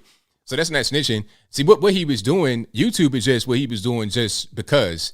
It's money in YouTube, of course. There's a lot of money in YouTube, but where he made his money was off of basically jailbroken Fire Sticks, and he had a streaming service called Gears TV, and he was charging people $15 a month to have this service, and you could watch live TV, you could watch movies or whatever through streaming, and he had it set up through like a private Twitch network, and he was basically selling access to the Twitch network to watch streaming stuff. This was not actually illegal up until December of 2020, and he was doing it from 2016 to 2019. So he was in the legal gray area. The thing that he did was just not pay taxes, because he had a raggedy not raggedy accountant. He had kind of an unprepared, low-level H&R Block type accountant, and not a tax attorney or a tax firm or a firm of lawyers helping him out. Got it. Basically, when you get in that kind of business, when you're making a lot of money, you're always gonna have to have a good lawyer, regardless. You gotta have a team of lawyers. If you're making millions of dollars, you need a team of lawyers. You need tax. You need an accountant, financial advisor, a lawyer, a whole team. Yeah. So basically, being rich and having that much money is just a big responsibility. More money, more problems. More money, more problems. Yeah, that's why. See, I like having money, but that's why I never want to be rich, because it seems like it's more of a headache than it is actually having fun. Yeah, hire accountants and what. It's pros and cons, because if you don't have money, you got problems. If you do have it, you got problems too. I definitely would say it's better to have money than to not have it, but it's just like anything else, man. Being an adult, you just got to be responsible and got to take care of your business. That's all. Yeah, you're right. You're right about that. And all right, then that's basically all about it. All right, thank you for the call. Definitely appreciate you. All right, have a good one, ABL. All righty, good call. Yeah, the IRS, you got to be on point. Like, I don't play around with the IRS. I pay quarterly taxes. And I always get letters, you didn't pay. Yes, I did pay. Here's my bank statements, cancel checks. Here's a letter. Here's everything. Boom. And please, can I get a refund? You owe me that money too. Let me get that. I don't play. Nah. I'm not going to the penitentiary. I'm not having my stuff taken. I'm not having no levy on my house or nothing crazy like that. It ain't going down. Period. All right, let's get to the next one here. The number to call, 434-658-1220. Alrighty, on the line, we're speaking to 817. 817. Yeah, is this ABL? Yes, it is. Hey, listen, this is Todd down in Texas. Listen, I was just going to bring up the whole the COVID thing just for a quick second. And what I wanted to ask you was, how is the media able to avoid what's going on, like over in India? And you don't take my word for it. If anybody Googles Uttar Pradesh or a couple of the states over there, and they look at the home kits, they're sending these home kits to the families. And guess what? Ivermectin is one of the main ingredients of that little home kit. They're down to like single-digit cases for like a country like Uttar Pradesh, 204 million people. I mean, that's like 2/3 of the U.S., right? Correct. They're down to single-digit cases? How is that possible? How is the world ignoring what they're doing? I mean, how are they getting away with calling ivermectin just horse paste? I mean, I'm just wondering. I mean, we know they control the mainstream media, but the world is ignoring what they're doing. I mean, do you have any idea how they're doing that? I mean, it's very simple because they have control of the media. They can put out whatever they want to put out. They can tell you that the sky is green when you know it's blue, and people believe it because they believe whatever they see on television. Unfortunately, the average person, most normies, just believe it.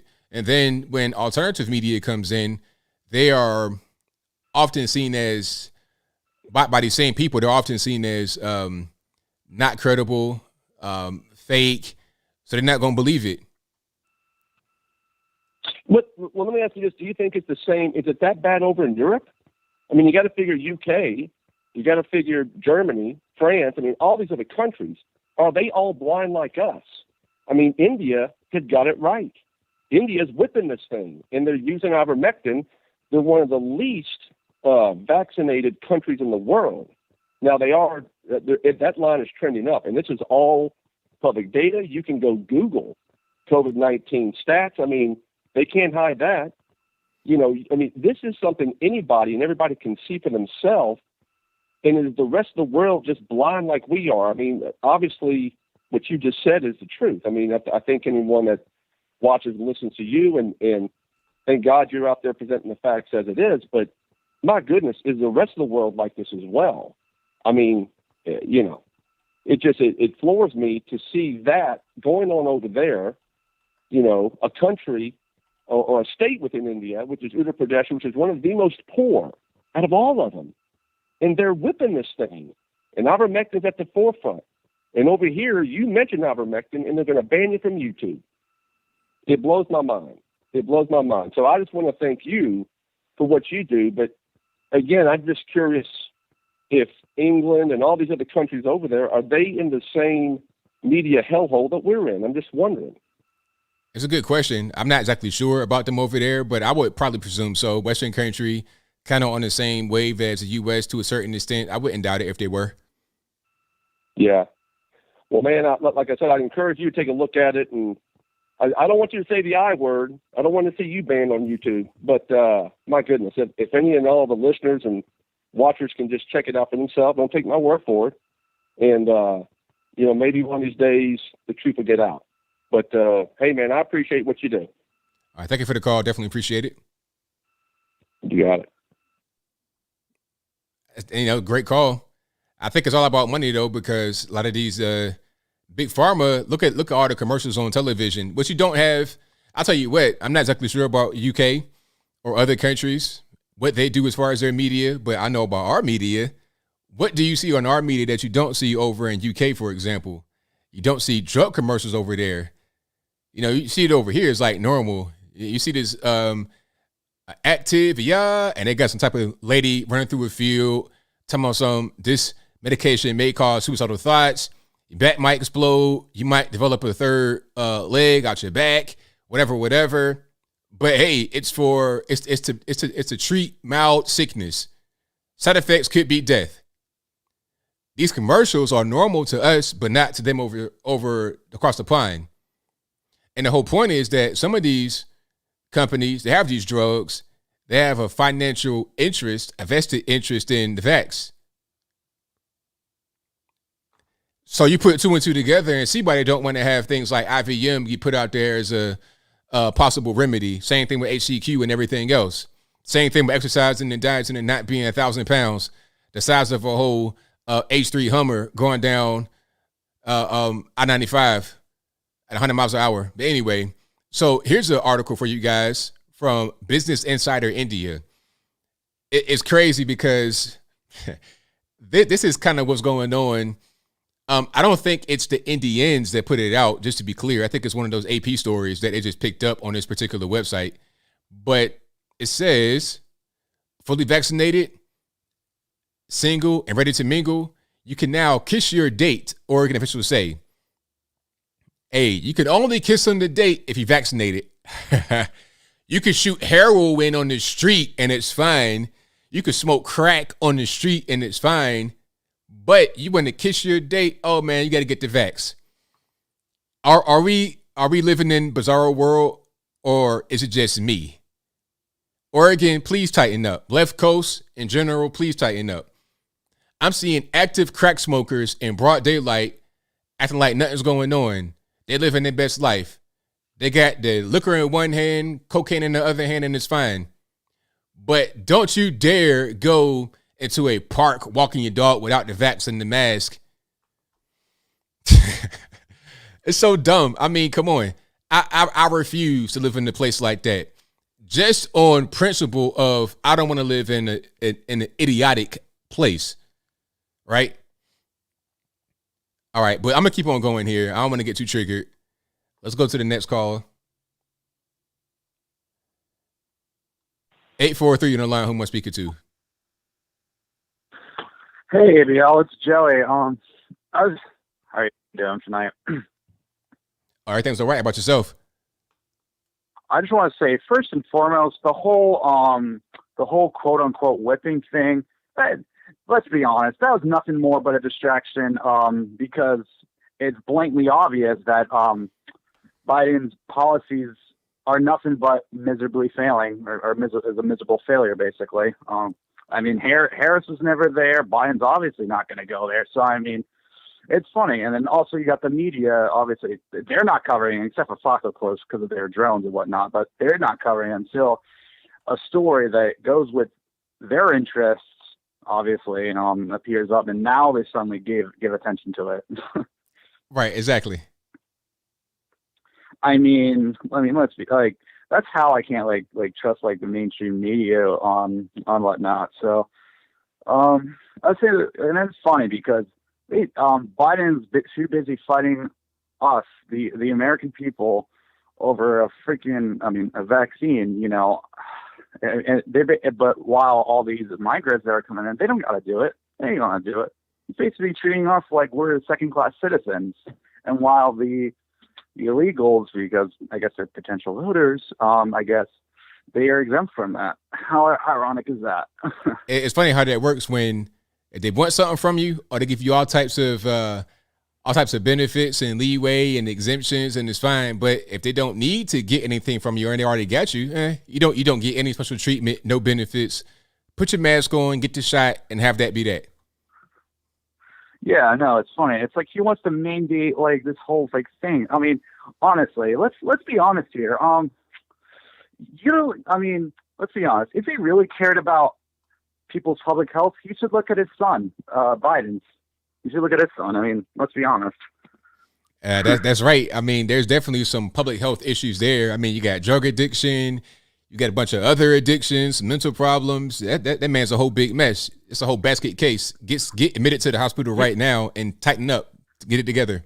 Yeah, that's what I'm saying. It's like it's like there's more to staying healthy besides like quote unquote wearing a mask or taking a vaccine. Eating healthy, working out, not smoking, not drinking, and especially not be doing any drugs. I mean, and getting a good night's rest, all things considered, of which is crucial to living a healthy lifestyle, in my opinion. For sure, 100%. Like me, I'm super healthy. Like I eat super clean. I don't eat a whole lot. I don't weigh 1,000 pounds. I get plenty of sleep. I don't drink, drug, none of that type of stuff. I don't take a lot of medication. I've not taken a Tylenol in many years. I don't even do that. So I'm in good shape. A lot of people are just not in good shape, and then they're wondering why they don't feel good. I was like, if you were to treat yourself better, maybe you would feel better. Now I'm not trying to like bully people on their like health decisions, and that includes like the vaccine. Because I mean, some people may be struggling with it, but they want to get themselves better. But the last person, honestly, I want to hear about lecturing me about my health is just especially like one of those people, you know, in like the West Coast who are just smoking crack in broad daylight. Like people will just do all these drugs, do all this other stuff, and they just don't care. They're just like wasting their lives away. There you go. Exactly. 100%. All right. Yeah. There's just going through my TED talk. I mean, it's ridiculous how we come so far for this. I mean, why do they don't get it? Like, it's our body, our choice, right? That's what I always. What I just mentioned. Right. What I mentioned about eating and all these other and doing drugs and whatnot. It's our body, our choice. It affects us. by our choices and not the government. The government should not be mandating somebody's health, and that includes vaccination. If you want to do it, that's great. I'm not bullying it. I'm not one to bully other people for making that decision. That's totally up to them, you know? That's right. All right. Well, I didn't want to keep you much longer, so have a good night, ABL. Thank you for the call. Definitely appreciate it. No problem. All right. Great call. 314 on the line. Who am I speaking to? Hi, ABL. This is Anna. All righty. How are you? All is well. How are you? I'm well. Can't complain. I just heard a caller earlier asking if the same thing is going on in Europe. And I'm originally from Germany. Wanted to let you guys know, yes, it is over there as well. Germany, England, France, Hungary, all Europe, it's the same problem. They are protesting over there the same way. Yeah, and I figured that it would be like that because a lot of Western countries, they have some of the same propaganda and some of the same people that are working to destroy all places that are very similar, you know, get economics and decent culture and whatnot. They're trying to ruin them with a lot of the misinformation. And it's really a shame, but I'm glad that people are starting to wake up and they're protesting against it. So all is not lost. People are not just sheep and willing to believe everything. At least not everyone is like that. That's right. And pay attention to the socialists, you know. And that's right. Absolutely. Exactly. Stay close to God. Well, got to do it. That's the best way to go about it. There you go. I appreciate you, ABL. You're doing great. I love your show. All right. Thank you for the call. Appreciate you. All righty. Shout out to the German caller. Yeah, I figured it was like that over there because, you know, Western countries, they got a lot of the same propaganda, a lot of the same propagandists operating in all places like that. 610, you're online. Who am I speaking to? Hello? Yes, 610. Who am I speaking to? Yep, this is Kiara. All righty. What's going on? Oh, hi. So, I'm a new, like, I guess you would say, like, conservative. I kind of had my mind changed just recently this year during my first election. And so I guess my question for you is, as somebody who is basically new in this whole political world, I have other friends who are completely brainwashed by what the left does, and is just everything that the news says just goes right through one ear, and they just completely believe it. And so I even have family members that like completely don't talk to me because of this. And it's kind of sad because, you know, they're always preaching about we need unity and we need people to be on our side and change, but they're the same ones always separating themselves from the, you know, real problem. So I guess my question to you is just like, how could I like really influence people a little bit more on how to like really change their mind and just do their own research? Because I'm not really about like forcing people on like what their views are, but I guess like, you know, I just want people to just do their own research more, I guess, you know? Well, for me, I don't know. That's a common question I get about how to convince people. Yeah. How do I? Now, some people say different things, like they have methods of being able to do that. But me, I'm an aggressive person. When I try to talk to people, you know, like the way I talk right now, the way I sound is the way I sound all the time. So, and I'm tall, I'm a big guy. So then when I'm talking to somebody, it's kind of like aggressive. So I don't really like doing that too much. What I like to do is I'll just say things around the person, not necessarily toward them, kind of passive. But again, I'm not really trying to be aggressive because they want to fight and then it's just, it never works. So I'll just say things that they can hear. I was like, man, you know, that border is crazy, man. All them Haitians, I wonder what happened. And I won't even try to really go too deeper. I won't try to really debate it or discuss it. I'll just say it and leave it there. Like I said before, I'll just plant little seeds in the ground and watch them grow. If they grow, they grow. If they don't, they don't. But my best method is being able to say things around people, have them hear it, and then if they start to kind of become curious and they come to me and they start to ask questions, I'll break it down to them in a respectful way. And I'm understanding the fact that they're still kind of on the left, so I'm not really trying to give them too much too soon, but I'll explain it to them in the basic and non-political way that I start to kind of get the gears moving. That's usually how it works. A lot of friends of mine from back in the day that kind of did not necessarily like me becoming conservative, that now they're hitting me up saying, hey, man, we you know, give me your opinion about this. What do you think about that? You were right. I'm kind of getting that now. So you may lose some people right now, but don't let it discourage you because it's going to happen. But you're going to gain more people. And if they're real friends, if they're real people in your life, they're not going to abandon you over a political decision that you make.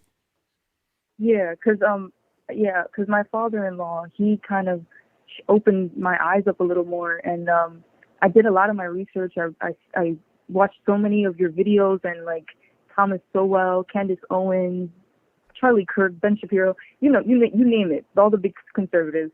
And one thing that like you guys always stuck with the same message is just America is for the free, and it's not for the people that are trying to control you and put more government into your life and, distract you from things that you want to achieve in life. And I just completely got so discouraged during this election because I knew Biden wasn't going to win, but I was just like, I was so in high hopes that Trump was going to take back the country. But I mean, everything happened for a reason. I mean, especially what's happening with our border, with the vice president acting like this. I mean, how could you say that you're, for women's equality and all these rights that women are trying to fight for, even though we're the ones that get paid the most, we're the ones that live the longest, we're the ones that, I guess, I don't know, it's just so backwards, and just people, I don't know, they just run the other way when the truth is, being told, and it's just sad. And I've had a family member that passed away during 9/11 in the actual buildings, and just seeing Bush speak about that in such a divisive way is just so terrible. It's just like, what a shame, that happened under your presidency, and you're coming back 20 years later and just disrespecting it even more. So yeah, it's just a real shame seeing the way our government is being ran, how all these Democrats are just sweeping things under the rug, and how so controlled the media is by the Democrats. I mean, I didn't even know that, and I was telling my mom about it, and she just, she doesn't really care much, but I could tell that she does, because her first words about Trump were, he mocks people, he's a racist. And I'm just like, but wait a minute, where's your information for that? So, yeah. Right on. So yeah, I mean, I think after a while, people will start to come around once whenever they want to, kind of in their own time. And I think that's probably the best way to really go about the whole thing. Yeah, I just feel like in my view, in my point of view, I just feel like there's no way, the Democrats, from whatever they're doing with Biden's policies failing, one after the other, I don't see that they're really gonna last much longer. And even if Kamala's in presidency, then I don't know where the direction of America is going to, because I mean, people are just living their everyday normal lives, yet people are suffering in Afghanistan. And that's like the worst part of it, is that, yeah, he took us out of a war, but he armed our enemy. And, this is the stuff that's not going to get taught in our school system, sadly. Right, exactly. Well, thank you for your call. I definitely appreciate you. Thank you. You too. All right, now. Enjoy your night. All right, shout out to the caller. Great call. Yeah, you just got to stay in the fight. Don't let them just, kind of say whatever. All righty, on speaker. 919 was speaker 2. Hey, yeah, this is Eric. All righty, man. What's going on? Yeah, man, I was just wondering if you still had enough in you to talk about the jab a little bit more. Go for it. Yeah, I got a little bit of time. Cool, man. So, so my wife, she's expecting. She's about a month out Congrats. from our first kid. Thank you, sir. Thank you. And it's just amazing to me. Like, we bounced around from health system to health system, like from Duke to UNC. And we finally found number one, that this is all like COVID related, right? Where they're like telling me like I can't be there with my wife, through all these appointments, like these numerous, I mean, we're talking like dozens and dozens of appointments here. I can't be there. She's ESL as well. She's from the Philippines, so like she needs me there, right, to help her understand, what's being said sometimes. And so there's that aspect of it, and then there's also the aspect of how they're always pushing the jab on her and my unborn child, right? Like you can tell like there's this canned CDC message. You're kind of like reciting back the doctors doing that, the one that took the Hippocratic Oath, to convince us to do the vaccine. Like her and I both had COVID. Like she was pregnant. We're both naturally immune, which I think is a subject that is woefully absent from the public dialogue, right? But anyway, we have antibodies. We should be fine at least for another, 6 months to a year. I mean, depending upon what you read. And we keep telling them, no, we're good. No, I mean, we're not anti-vaxxers. We're all about Tdap and MMR and all that. But, it's just amazing how they're trying so hard. And then when you take that and you look at how there's so little data, and it's all early data on how, the jab, affects pregnant women and, very young children, because it's all like experimentally approved by the FDA. Like there hasn't been through like phase 3 or anything like that. So what are your sentiments on that? Well, there's a lot there. So what's your exact question? Well, so yeah, I'll TLDR for you. So, I guess one question is how they're pushing the vax on, pregnant women, and, like really small children now. And it's not, to me, it seems very irresponsible to do that because there's so little data. It's all early data. Well, I'll answer your question now. As far as pregnant women and small children, they shouldn't be doing that because we know that there's some issues, especially with young men already with myocarditis and other things.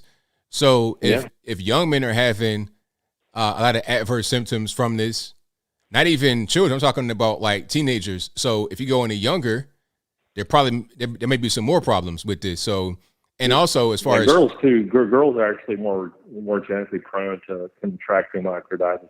Right. So myocardia, sorry. Right. Girls as well. And then the thing about it is children don't really die from the virus at all. It's like the last I checked, I think they said like 230 or so kids in the whole country this year died from the virus, compared to that many people or more, that many children or more being shot in Chicago this year. Not shot and killed, but just shot.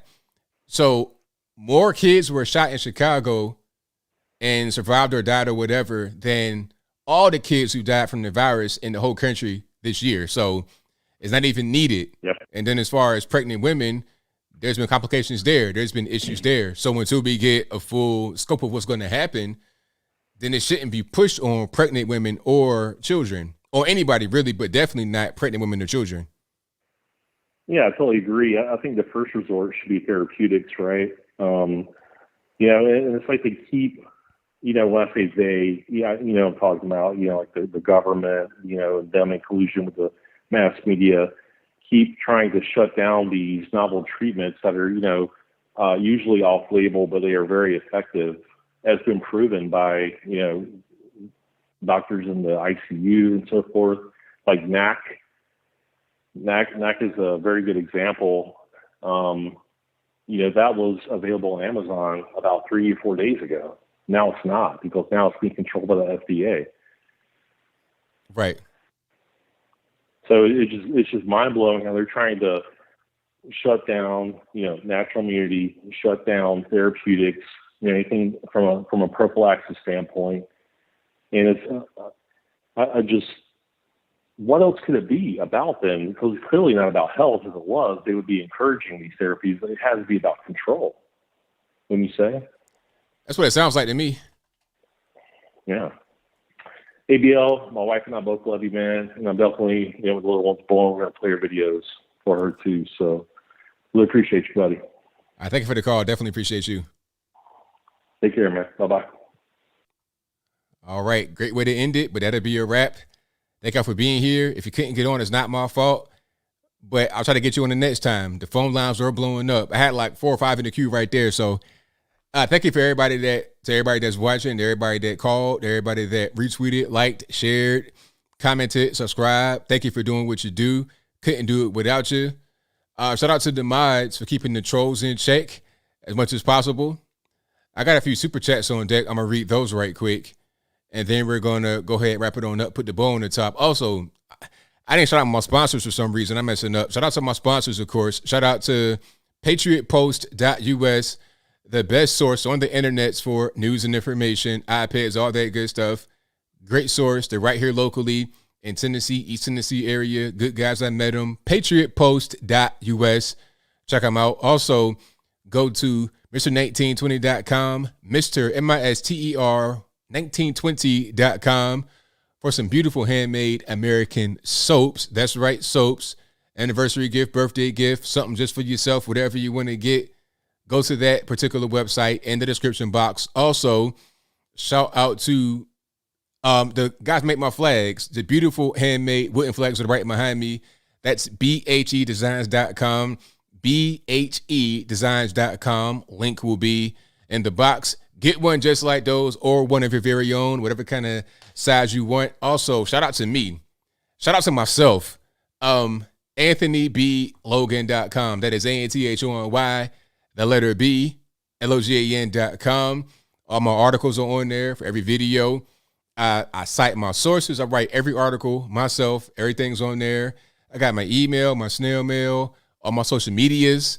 I have my Instagram, Twitter, Facebook, all that's right on the website, on the contact page. But you can find pretty much whatever you want on AnthonyBLogan.com. Also, what else we got? ABLmerch.com. We got hats, t-shirts, stickers, hoodies, mugs, and more. I got more hoodies coming out. I got to find some time to get all this merch done the way I want it to be. But still, go to ABLmerch.com. Now, I got super chats on deck. I'm going to read those, and then I wrap it on up. I'll be back again live on Wednesday, and I should be back on Brandon Tatum's channel next Thursday after the Wednesday show. I think this past Thursday they had a police panel, so I wasn't on that. But I should be back next week if he's there and he's able to do the show. So, also, shout out to my alternative media platforms. I do have a BitChute account, and a link for that will be in the box. So if you don't want to do YouTube and you just want to have something else to visit more than YouTube, every video I put on YouTube goes to BitChute automatically. Link for that will be in the box. Okay, super chats on deck, and then I wrap it on up. Let me see. Rich Brand 1128J says YouTube Peggy Healthy American for religious exemptions. She has great information. Thank you for that. Thank you to Dingo Hound, who says military contact Senator Cotton or Johnson. He also says, or they also say, military check out technical _ pterodactyl.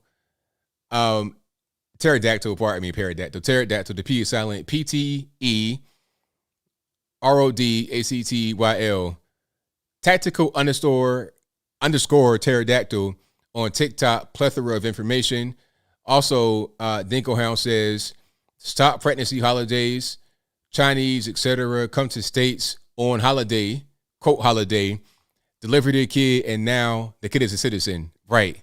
That's also called birth tourism, where they come over here and they're about 1,000 months pregnant and they drop the baby.